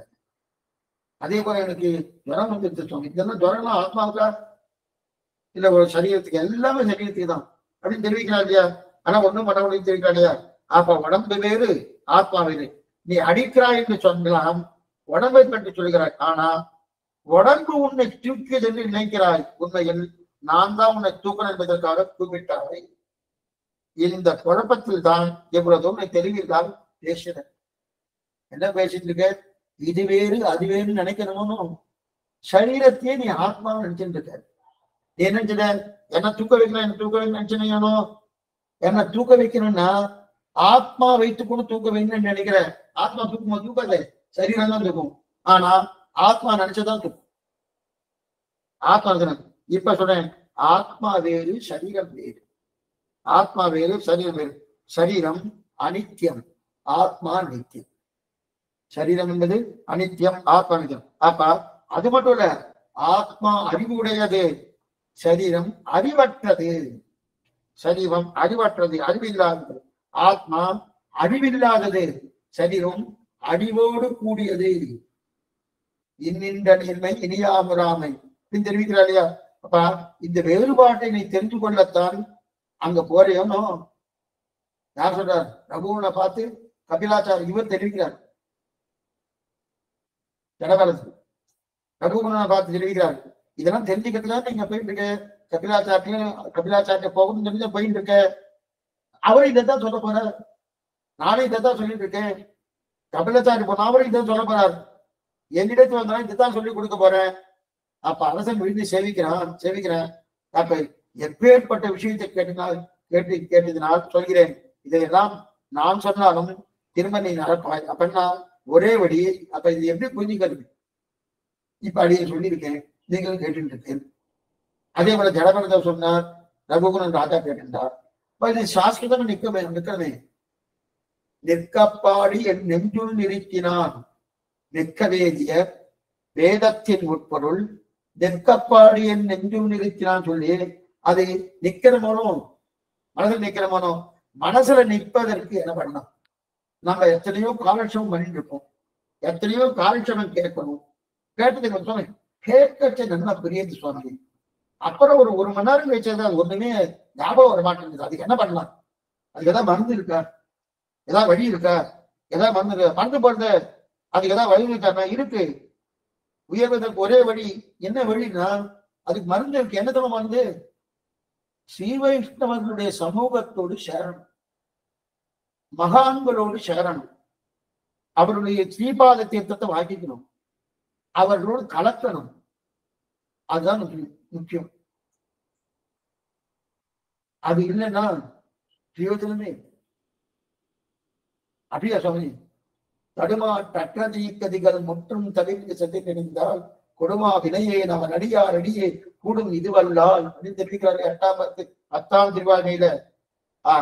அந்த மகான்களோடு சேரணும், அவர்களோடு போ, அவருடைய ஸ்ரீபாதீர்த்தத்தை வாங்கிக்கோ, அவர்கள் சாப்பிட்ட மிச்சத்தை சாப்பிட்டு அவனா தது தது உச்சிஷ்டம் சுபாவனம், தது உச்சிஷ்டம் சுபாவனம் போனகம் செய்த சேஷம் தருவரேன் புனிதமன்றே.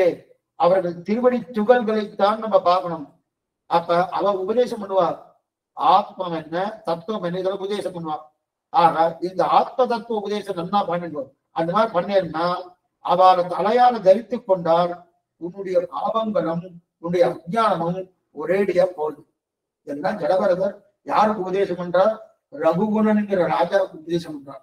இத்தனைக்கும் அந்த ரகுகுணன் முதல்ல நினைச்சான், இந்த ஜடபரதரை பார்த்து அதோ அங்க நின்றுட்டு இருக்காரு, நல்லா வனிஷ்டமா ஒருத்தர் உட்கார்ந்து நின்றுட்டு இருக்காரு, அவர் ஐஷன் வந்து 4வது ஆளாக பல்லக்க தூக்குவது ஐஷன்வாகன்னு மற்ற 3 பேரையும் அனுப்புறாரு. அவன் 3 பேரை அவரை வச்சு அவருக்கு ஐஷன் வராது. அவருக்கு அவருடைய தோல்லை இந்த தண்டை வச்சாச்சு. அவர் தூக்கிட்டு வரச்சு தூக்க முடியாம தூக்குறாரு. இவரால் தூக்க முடியலன்னு இல்ல, இவர் பகவத் தியானத்துல இருக்கார். பகவத் தியானத்துல இருக்கச்சு தலாடும் காலாகும் நெஞ்சடியும் இதெல்லாம் இருக்கச்சது. அப்ப ஒரே நிலையில அந்த பல்லக்கு போகல. ஒரே நிலையில பல்லக்கு போகாதபடியால என்ன ஆயிடுச்சுன்னா, உடனே ராஜாவை கோவம் வந்தது. ஒரு மாதிரி பல்லக்கு தடுங்கிட்டே இருக்கு, என்ன ஆச்சு ஏதாச்சுன்னு சொல்ல. அப்ப அந்த 3 பேரும் இப்ப புதுசா வந்திருக்காரு, இவர் தான் சரியா தூக்குன்னு சொன்ன உடனே அவர்கிட்ட போய் கேட்கிறாரு, உன்னிடத்துலதான் குற்றம் இருக்கு, உனக்கு கசையடி கொடுக்கிறேன் பார் அப்படின்னு சொல்லி கேட்க, நான் என்ன தப்பு பண்ணேன், நீ தானே தூக்கினேன், நான் எங்க தூக்கினேன் என்று கேட்க, மேற்கொண்டு ஒவ்வொரு விசாரணையை நான் தூக்கல, என் உடம்பு தூக்கித்து, என்னுடைய தண்ணி தூக்கித்து, பல்லக்க வந்து அதுக்கு மேல கொண்டு என்னுடைய கால் தூக்கித்து, முட்டி தூக்கித்து, ஒவ்வொன்றும் சொல்ல சொல்ல ராஜா வியந்து போய், என்ன இந்த மாதிரி சொல்ல, பூமி தூக்கித்து நீ இத்தனை பேர் இருக்காருன்னு சொல்ல, இத்தனை பேர் கேட்டா எங்க சொல்ல முடியும்ன்றது தெரிஞ்சு கொண்டு ஆத்மா வேறு சரீரம் வேறு புரிஞ்சுக்கல, புரிந்து கொள்ளாதபடியாலே உனக்கு இந்த மாதிரி வந்துட்டார். சரி சுவாமி, இப்ப அவன் தூக்கினதுக்கும் ஆத்மா வேறு சரீரம் வேறு சொன்னதுக்கு என்ன சம்பந்தம்? என்ன சம்பந்தம்னா, அப்ப ராஜா என்ன சொன்னார்? நீதான் சரியா தூக்கலன்னு. அப்ப ஆத்மா வந்து சொன்னார், ஆத்மா தூக்கிட்டா தூக்கல, சரீரம் தான் தூக்கிட்டேன். சரி சுவாமி, சரீரம் தான். ஆனா ராஜா பேசினது எது? ஆத்மாவும் சரீரம் பிரிக்காம என்ன பேசினார்? அவர் என்ன சொல்லி இருக்கணும்? எதுவா சொல்லி இருக்கணும்? ஒண்ணுமில்ல, நீ தூக்கல, உன்னால் உன்னோடு இருக்கக்கூடிய சரீரம், ஆனா உனக்கு அதுக்கு சம்பந்தம் இல்லை, அதுதான் தூக்கின்னு சொல்லியிருந்தா அப்ப அந்த ஜடவரத்தை ஒத்துட்டு இருப்பார். அப்படி சொல்லியா, நீதானே தூக்கிறேன். அப்ப நீதானேன்றதுக்கு அப்ப ஆத்மா தூக்கின்னு வந்து தோணும், தூக்கலையே. அப்ப அவருடைய எண்ணம் என்ன? ஆத்மாவும் சரீரமும் இது என்னது? சரீராத்ம விவேக ஞானம் இல்லைன்னு அர்த்தம். அந்த சரீராத்ம விவேக ஞானம் இது என்னைக்கு கிருத்தயுகத்திலே, இன்னைக்கு இல்ல. ஏன்னா கிருத்தயுகத்துல அந்த விவேக ஞானம் இல்லாதபடியால அந்த விவேக ஞானம் தெரிஞ்சுக்கணுன்றதுக்காகத்தான் இவர் எங்க போயிட்டு இருக்கார்? கபிலாச்சாரிக்கும் ரைட் பக்கம் போயிட்டு இருக்கார். போகிறதுக்குதான் பல்லக்கு தூக்கிட்டு போயிட்டு இருக்கார்.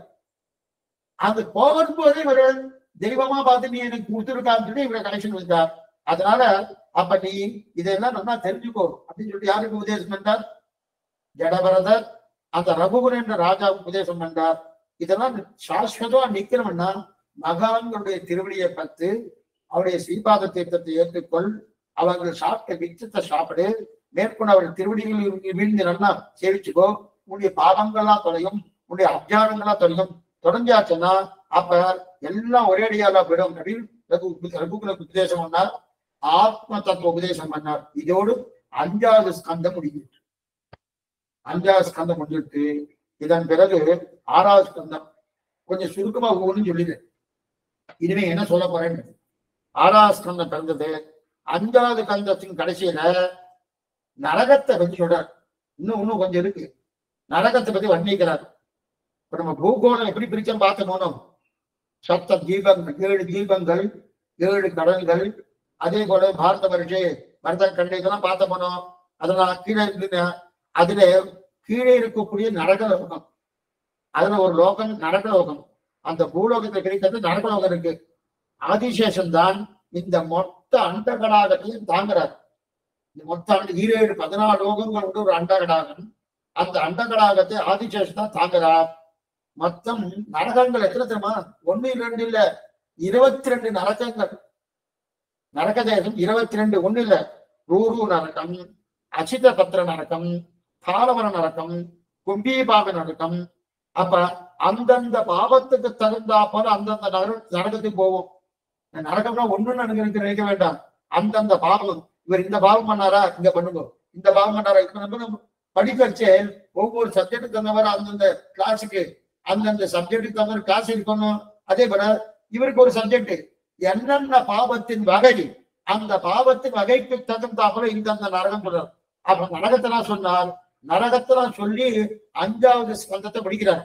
இப்ப நம்ம 5வது ஸ்கந்தத்துல ஜனபரதர் உபாக்கியானம் பார்க்க போனோம். அதுக்கப்புறம் நரகத்தை சொல்லி முடிக்கிறார். யாரு? சுக்கராச்சாரியர். யாருக்கு முடிக்கிறார்? பரீட்சித் மகாராஜாவுக்கு சுக்கராச்சாரியர் முடிக்கிறார். சொல்லி முடிச்ச உடனே பரீட்சத்துக்கு ரொம்ப வருத்தமா போயிடுச்சு. ரொம்ப வருத்தமா போயிடுச்சு. நீ நரகத்தை சொல்லி முடிச்சேன்னா இந்த ராத்திரியில நான் பயந்துட்டு இருப்பேன், நீ நரகத்திலிருந்து வெளியே வர்றதுக்கு வழி சொல்ல வேண்டாம். நரகத்தை சொல்லி ஒண்ணுமே ஒண்ணு பண்ணி காலட்சம் முடியும் போது சுகமா முடிக்கணும். அங்க வந்து ராத்திரிக்கெல்லாம் நீங்க ஒரு சம பண்ணிட்டே இருப்பேன் அப்படின்னு முடிச்சாச்சுன்னா சுவாமி இவ காலட்சம் கேட்கமா இருக்கும். அப்ப ராத்திரினா கிருஷ்ணானுபவம் இருக்குன்னா ஆனந்தம். அதே போல நரகத்தை சொல்லி முடிச்சீங்கன்னா நான் பயந்துட்டே இருக்கணும். அதனால என்ன, அது மீது வெளில வர்றதுக்கு வழி சொல்ல வேண்டாமான்னு கேட்க. அப்பதான் அஜாமீல சரித்திரம் ஆச்சரியமான தெரியும். 6வது ஸ்கந்தத்தை தெரிவிக்கிறார். அஜாமீலம்னா நாம சங்கீர்த்தனம் எப்படி பண்ணணும், நாம சங்கீர்த்தன பயன் என்ன, இந்த நாம சங்கீர்த்தனமே நரகத்தை தவிர்க்கும். காவலில் புலனை வைத்து கலிதன்னை கடக்கப்பா இந்த நாவலில் குழிதருகின்றோம் நமந்தம தலைகள் மீது மூங்குள உண்டு வைந்த முதல்வர் நின்னாமம் கட்ட ஆவலில் புலம கண்ட அரங்கமான அருளாழ்ந்து. அப்ப நாம சங்கீர்த்த வைபவத்தை முடிச்சார். இதுக்கு 6வது ஸ்கந்தம். 6வது ஸ்கந்தத்துல முடிஞ்சதுக்கு அப்புறம் 7வது ஸ்கந்தம் வந்தது. 7வது ஸ்கந்தத்துல முழுசும் பழைய கதை. முழுசும் பழைய கதை அப்படின்னா இரண்யாட்சகனை பகவான் எப்படி கொன்றான், கூட பிறந்த இரண்ய கசுபுவை எப்படி கொன்றான், அவனுக்கு எப்படி கோபம் ஏற்பட்டது, அவன் வயிற்றுல பிறந்த பிரகலாதன் அவனுடைய சரித்திரம் என்ன. அப்ப இரண்யாட்சகன் எங்கே பகவான் என்று கேட்க, இதோ தூணிலே இருக்கான் என்று சொல்ல, அப்ப அந்த குழந்தை காட்ட அதே தூணிலே பெருமான் தோன்றினான் இல்லையா நரசிம்மமாக, அந்த குழந்தைக்கு அனைத்து அனுகரித்து பண்ணான் ஸ்ரீ நரசிம்ம அவதார சரித்திரம். இதெல்லாம் எங்க தெரியுது? 7வது ஸ்கந்தம் முடிஞ்சு 8வது ஸ்கந்தம் என்ன, 9வது ஸ்கந்தம் இதெல்லாம் வரப்படுது. 7வது ஸ்கந்தத்துல நரசிம்ம அவதாரம்.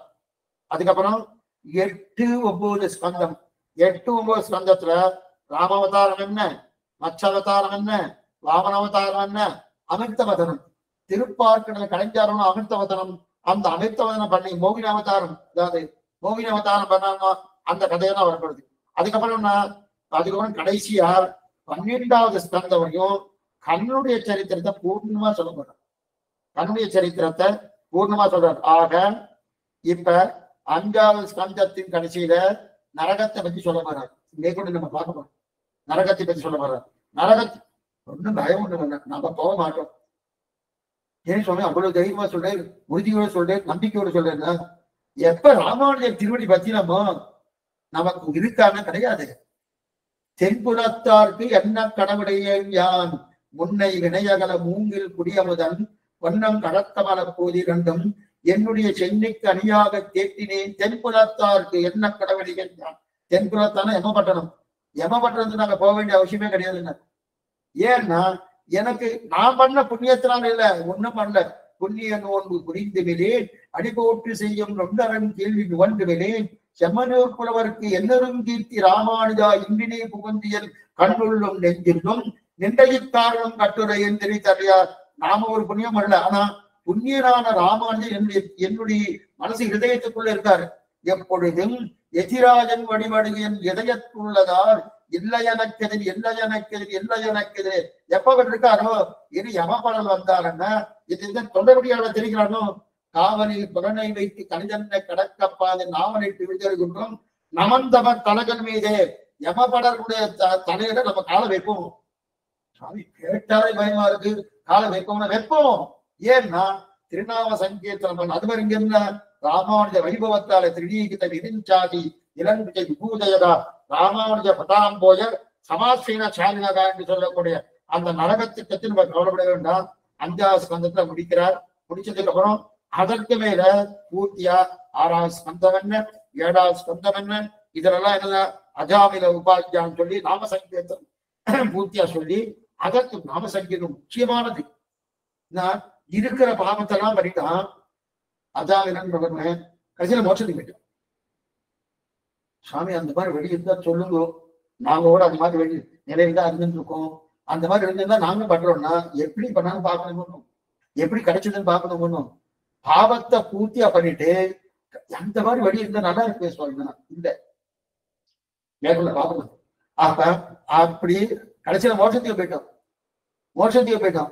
அந்த அந்த அது நாமசங்கீர்த்தன வைபவம். அந்த வைபவம் என்னன்னா அப்புறம் நரசிம்ம சரித்திரம், பிரகலா சரித்திரம், இருக்கவே இருக்கு கண்ணன் பெருமானோட சரித்திரம், ஆச்சரியமான சரித்திரம். அதையும் பார்க்க போறோம். என்னன்றது நாளை காலத்தால இதே 10 மணி கொண்டு சாயங்காலம் ஆச்சரியமான எத்தீந்திர தீபிகா முக்கியமான விஷயங்களை நாளைக்கு சாயங்காலம் வரப்படுது. என்னென்ற அவசியம் வரும்படி பிரார்த்திக்கிறேன். இப்ப ஏதாவது சந்தேகத்தை அவசியம் கேள்வி பிரார்த்திக்கிறேன். ஆழ்வார் பெருமானாத்தியர் திருவடிகளே சரணம், ஆச்சாரியன் திருவடிகளே சரணம், பாகவதாரின் திருவடிகளே சரணம். சுவாமி நமஸ்காரம். சொல்லுங்க. சுவாமி இப்ப ஒரு இது சொன்னீங்க, சாத்திய பக்திக்கும் சரணாகதி இதுக்கும், நம்ம சரணாகதியும் சாத்திய பக்தி தானே? சரணாகதி பண்ணிட்டு நம்ம பண்ற இதெல்லாம் சாதனமா சாத்தியோபாயம். சரணாகதி வந்து சித்தோபாயம். ஓ, சாத்திய உபாயம் சொன்னீங்களா? சாத்திய பக்தி இல்ல, சாத்தியோபாயம். Okay okay. ஏன்னா நம்மளும் சாத்திய பக்தி தானே சுவாமி. அதாவது நம்ம சரணாகதி பண்ணிட்டு சித்தோபாயமா நம்ம பெருமாள் திருவடியை பிடிச்சிடுறோம். பெருமாள் திருவடி பக்தி வேறு, சாத்தியோபாயம் வேறு. ஓகே. என்ன சாத்தியோபாயம்னா என்னுடைய முயற்சியால பகவானை பட்டுவது சாத்தியோபாயம். சாத்திய பக்தின்னா பக்தியை நான் சாதிக்கிறேன் அப்படின்னு அர்த்தம். பக்தியை பகவான்கிட்ட காமிக்கிறேன், அந்த பக்தியே சாத்தியம், பக்தியே பிரயோஜனம். அந்த பக்தியை கொண்டு இன்னொன்னு பிரார்த்திக்கிறேன், அதுதான் சாத்திய பக்தி. ஓகே. சாத்தியோபாயம் வேறு, சாத்திய பக்தி வேறு. அதாவது பக்தி யோகம், சாத்திய உபாயன்றது பக்தி யோகம். பக்தி யோகம், சாத்தியோபாயம் பக்தி யோகம், கர்ம யோகம், ஞான யோகம், பக்தி யோகம் சாத்தியோபாயம். அடியும் சுவாமி. சுவாமி இன்னொரு இது, இந்த ஜடபரதர் விஷயத்துல கரெக்டு எல்லாமே அழகா தேவரை சாதிச்சதெல்லாம் புரிஞ்சுது. அதாவது இது உடல் வேறு, ஆத்மா வேறு. ஆத்மா இந்த உடலோடு சேர்ந்து இருக்கும் போது எல்லா வழியும் தெரியுது. உடலை விட்டு அது போகும்போது அந்த உடலுக்கு எதுவுமே தெரியாது. அது வரைக்கும் சூப்பரா புரியுது. இப்போ இப்போ ஒரு உடல் தவறு பண்ணுதுன்னு வச்சுக்கோங்களேன். உடல்ல ஒரு ஜீவன் தவறு பண்றான்னு வச்சுக்கோங்க, அந்த பலனை அனுபவிக்கிறது அந்த உடலோட ஒட்டி இருக்க ஆத்மா தானே. ஆத்மா அனுபவிக்கும், உடல் ஆத்மா அனுபவிக்க முடியாது. அனுபவிக்க முடியாது. அப்ப அந்த உடல் தானே, அந்த ஆத்மா தானே புண்ணியத்தையும் பாவத்தையும் இது பண்ணுது. அது சரீரத்தை வைத்துக் கொண்டு இவன் கர்மாவை பண்ணுகிறான், கர்மாவை அனுபவிக்கிறான். சரீரத்தை வச்சுதான் கர்மா பண்ணுறான். ஏன்னா ஆத்மா தனியா இருந்து வச்சுக்கேன், புண்ணியமும் பண்ணாது, பாவமும் பண்றது. ஆத்மா சரீரம் ஏற்பட்டதான் கர்மாவே கிடைக்கிறது. கரெக்ட். இந்த சரீரம் கிடைக்கிறது. இப்ப அந்த கர்மா கிடைச்சதுக்கு அப்புறம் இவன் அந்த கர்மத்தை அனுபவிக்கிறானோ, அது சரீரம் அனுபவிக்கிறது, ஆத்மா தான் அனுபவிக்குது. ஆத்மா தான் அனுபவிக்குது. ஆமா, ஆத்மா இல்லைன்னா சரீரம் அனுபவிக்காது. ஆனா சரீரம் இல்லைன்னா ஆத்மாவை அனுபவிக்க முடியாது. அசரீரியா எதுவும். நரகத்துக்கு போறோம், பண்ணின பாவத்தை நரகத்துல அனுபவிக்கணும். அங்க ஒரு சரீரத்தை கொடுக்குறான், அதுக்கு யாகனா சரீரம்னு பேரு. அங்க ஆத்மாவே என்ன பக்கம் வாழ்றாங்கன்னா கிடையாது. ஆத்மாவை அழிக்கவே முடியாது. ஆத்மாவுக்கு ஒரு சரீரத்தை கொடுக்குறான், அந்த சரீரத்தை தான் என்ன பப்படல வாத்துறது, நெருப்பு கொடுக்கறது, என்னென்ன உண்டு, கிருமி போஜனம் என்னென்ன உண்டு, அதெல்லாம் சரீரத்துக்கு தான். ஆனா ஆத்மா இருக்கும். ஓஹோ. அப்ப சரீரம் இருந்தா தான் வலியை அனுபவிக்க முடியும் ஆத்மா. சரீரம் என்னன்னா வலியை அனுபவிக்க முடியாத ஆத்மா. அதே போல சரீரம் இருந்தாதான் பாப புண்ணியங்களே ஏற்படும். சரீரம் இருந்தாதான் சரணாகதியே பண்ண முடியும். சரீரம் வேணும். ஆனா எதுக்கு வேணும்? சரீரமே நமக்கு இங்க இருக்கிறதுக்கு அந்த வழி பண்றது, பகவானை அடைவதற்கு அந்த வழி பண்றது. கரெக்ட். ஓ சுவாமி, நான் என்ன நினைச்சிட்டேன், இங்க வந்து அங்க எலக்ட்ரிபிகேஷனோ இல்ல இந்த பூத உடல் இதுக்கானதுக்கு அப்புறம் அது அசரீதியா இருக்கும், அதுதான் நரகத்துக்கு போகுதுன்னு நினைச்சோம். சொல்ற மாதிரி அங்க போய் அதுக்கு நரகத்துக்கு போனதுக்கு அப்புறம் இன்னொரு சரீரம் அங்க கிடைக்கிறது. ஓ, அப்ப அதே மாதிரி சொர்க்கத்திலயும் அங்க வேற ஒரு சரீரம் கிடைக்குமா சுவாமி, அங்க இருக்கிற சுகத்தை அனுபவிக்கிறதுக்கு? எங்க சொர்க்கத்துக்கு போல வேற சரீரம் உண்டு. சோ அப்ப எந்த லோகத்துக்கு போனாலும், பித்ருலோகம், இந்திரலோகம், சந்திரலோகம், எங்க போனாலும் ஒரு சரீரம் அது அதுக்கான அந்தந்த லோகத்துக்கான சரீரம் உண்டு. சரீரம் இல்லாத இடம் ஒண்ணு உண்டு. சொல்லுங்க. இப்ப டவுட் வந்துருச்சு சுவாமி, சரீரம் இல்லாத இடமே இல்லைன்ற மாதிரி தோணுது அடியனுக்கு. ஒரே ஒரு இடம் இருக்கு, கைவல் கார்த்தி. கரெக்ட். சரீரம் கிடையாது. கரெக்ட். தானே அனுபவிச்சுக்கிறோம். அப்பா, அது ஒண்ணுதான். நீங்க எல்லாருமே சரீரம் உண்டு சுவாமி. ஆனா அங்க வந்து நரகத்திலயோ சொர்க்கத்திலயோ நம்ம கர்மா எதுவும் பண்ண முடியாது. ஒன்லி கர்ம பலனை மட்டும் அனுபவிக்க முடியும். பாவத்தை அனுபவிக்கிறதுக்காக அங்க போறோம், சொர்க்கத்துக்கு புண்ணியத்தை அனுபவிக்கிறதுக்காக போறோம். அதனால கர்மா புதுசா சேர்ப்பதோ, கர்மா புதுசா நம்ம வந்து இது பண்றதோ அதெல்லாம் அங்க கிடையாது. கர்ம பூமி இந்த பூமி தான், இந்த பாரத தேசம். ஓ, அதனாலதான் அங்க அக்கௌண்ட் முடிஞ்சு போச்சு, அந்த புண்ணிய அக்கௌண்ட் முடிஞ்சு போச்சு, தலைகீழ தள்ளி விட்டுறாரு. அந்த புண்ணியம் முடிஞ்சு போயிடுச்சுன்னா அங்க திரும்பி இங்க தள்ளிடுறாங்க. நீ பேலன்ஸ் இருக்கக்கூடிய கர்ம பாபங்களை இங்க அனுபவிக்கணும். அப்ப இங்க இருக்கிற சரீரத்தோட இது வேற, அங்க இருக்கிற ஒவ்வொரு லோகத்துல இருக்கிற சரீரம் வேற. ஒண்ணுமே கிடையாது சுவாமி. இந்த வேஷ்டியை போட்டு இருக்கேன், நாளைக்கு வேற வேஷ்டி மாத்த போறேன், அடுத்த நாள் வேற வேஷ்டி மாத்த போறேன். இந்த ஜென்மால் இந்த சரீரம், அடுத்த ஜென்மால் இன்னொரு சரீரம், அடுத்த ஜென்மால் இன்னொரு சரீரம். சட்டைய போலதான் சரீரம். இல்ல, இது இந்த ஜென்மா ஆஃப்டர் ஜென்மா நமக்கு புரியுது சுவாமி. அதாவது இதே பூலோகத்துல நம்ம இன்னொரு ஜென்மம் எடுக்கிறோம், ஒரு தாயின் கருப்பையில வந்து விழறது, அது இன்னொரு சரீரம் எடுக்கிறோம், அது புரியுது. பட் நம்ம ஒரு இந்த பூலோகத்துக்கு வரதுக்கு அப்புறம் இன்னொரு வேற அந்த நரகம் சொர்க்கம்ன்றதுல நம்ம சரீரம் இருக்குன்றது எனக்கு அடியனுக்கு இப்பதான் தெரியுது. எங்க போனாலும் சரீரம் உண்டு. அப்பா, இங்கிருந்து சீவை குண்டம் போறது கூட சூஷ்ம சரீரம் எடுத்துட்டு போறோம், சரீரம் இல்லாம போல. அர்ச்சராதி மார்க்கத்துல பாத்துக்கோமா, சூஷ்ம சரீரம் எடுத்துட்டு போறோம். அந்த சூஷ்ம சரீரம் கழியறது எங்க இருச்சானுக்கு. ஆனா அங்கேயும் ஸ்ரீவைகுண்டத்திலயும் நமக்கு இன்னொரு சரீரம் கிடைக்குது, திவ்ய சரீரம். இருந்து மேல எழுந்து கட்சியே அபராதமான திருமேனி கிடைக்கிறது. அப்ப அங்கேயும் திருமேனி உண்டு. உண்டு, ஸ்ரீவைகுண்டத்து திருமேனி உண்டு. சரீரம் இருந்தா தான் கைங்கறி பண்ண முடியும். அப்பா, என்னுடைய மனசால கைங்கறி பண்ண அது வேறு. ஆனா கைங்கரியம் வந்து கையால தொட்டு பண்ணணும்னா சரீரம் இல்லைன்னா இப்படி பண்றது சுவாமி. அதே மாதிரி சரீரம்ன்றது நீங்க சொல்ற அந்த இந்த அன்னமய கோஷா பஞ்ச கோஷங்கள் சொல்றோம், அந்த எல்லா கோஷமும் சேர்ந்துதான் சரீரம்னு சொல்றேன். இப்ப மனசுன்றது பஞ்ச பிராணங்கள், அதுல ஒரு பிராணம் போயிடுச்சுன்னா கூட சரீரம் போயிடும். அந்த பஞ்ச பிராணங்கள் ஒழுங்கா இருந்தாலும் சரீரம் ஒழுங்கா இருக்கும். இல்ல, என்னோட கேள்வி என்னன்னா, அந்த ஸ்தூல சரீரம்ன்றது மட்டும் தான் சரீரமா, இல்ல எல்லாமே மனசுன்னு இப்ப கொஞ்ச நேரத்துக்கு முன்னாடி சொன்னேலே, மனஸ்தத்துவம் அச்சித்தத்துவம் தான், அதுவும் சரீரத்துல தான் சேர்றது. ஆனா இந்த சரீரத்தில் இருக்கக்கூடிய பஞ்ச இந்திரியங்கள், பஞ்ச ஞானேந்திரியங்கள், பஞ்ச கர்மேந்திரங்களுக்கு தலைவனாக மனஸ்தத்துவம் இருக்கு. நம்ம இதுல பார்த்தது பண்றது பஞ்ச ஞானேந்திரியம், நீ இப்படி பண்ணு, நீ இப்படி பண்ணு, இப்படி பண்ணு மனஸ்தத்துவம் கமாண்ட் பண்றது, அதுவும் அச்சித்தத்துவம் தான். அச்சித்தத்துவம் அது கொஞ்சம் ஞானம் கிடையாது. மேல பார்க்க போறோம், எத்தீந்திர மத தீபுக்கால மேல பார்க்க போறோம். அது சாத்விக அகங்காரத்துல இருந்து வந்தது மனசு, மற்றபடி இதுல அந்த இதெல்லாம் வரும். Okay okay. மேல பார்க்க போறோம். அடியன் சுவாமி. இப்பதான் ரொம்ப நல்லாவே புரியுது. அப்ப சரீரம் இல்லாத ஒரு இது இருக்கு, அது நீங்க சொல்ல மாதிரி கைவல்யம். ஆமா, அது கைவல்யம்.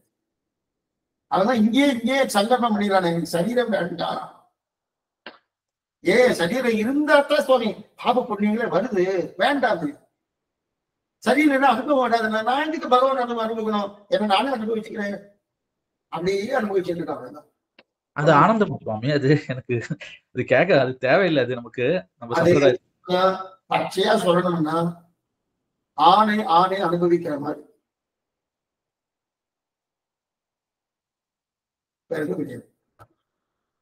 ஒரு ஆண்மகனை அனுபவித்தார் இப்படியோ, ஒரு பெண்களை அனுபவித்தார் இப்படியோ, அது போலதான் கைகரிக்கணும். ஒரு ஆணை பெண் அனுபவிக்கணும், பெண்ணை ஆணை அனுபவிக்கணும். அதை விட்டு ஆணை அனுபவிச்சா அப்படியே அது ஒத்துக்கொள்ளப்பட முடியும். சாஸ்திர சம்மதம் கிடையாது. ஆனா இன்னைக்கு வெளியூர்ல அது இருந்துட்டு இருக்கு. இதெல்லாம் சாஸ்திர சம்மதம் இல்லையா, அதெல்லாம் வெளியூர்ல இருக்கு. அப்ப நம்ம பரமாத்மா புருஷோத்தமன், நம்ம பெண். அதுதான் அத்தனை பேரும் பெண் சுபாவம் படைத்தவர்கள், எல்லா ஆத்மாக்களும் பெண் சுபாவம் படைத்தவர்கள். ஆனால்தான் ஆழ்வார்களுக்கு நாயிகா பாவம் உண்டு, ஆண்டாளுக்கு புருஷ பாவம் கிடையாது. அவங்களும் ஜீவாத்மா தான். ஆனா ஜீவாத்மா தான். ஆனா உடல் ஸ்தூல உடல்ல பார்த்தா அது பெண் உடல். அவ்வளவுதான். அடியன் சுவாமி, அடியன். தன்யோஸ்மி சுவாமி. சாயங்காலம் 5 மணிக்கு எத்தீங்க அவசியம்.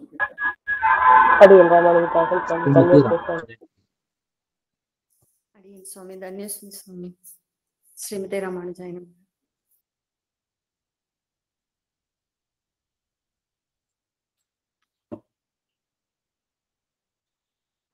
அடியன் சுவாமி.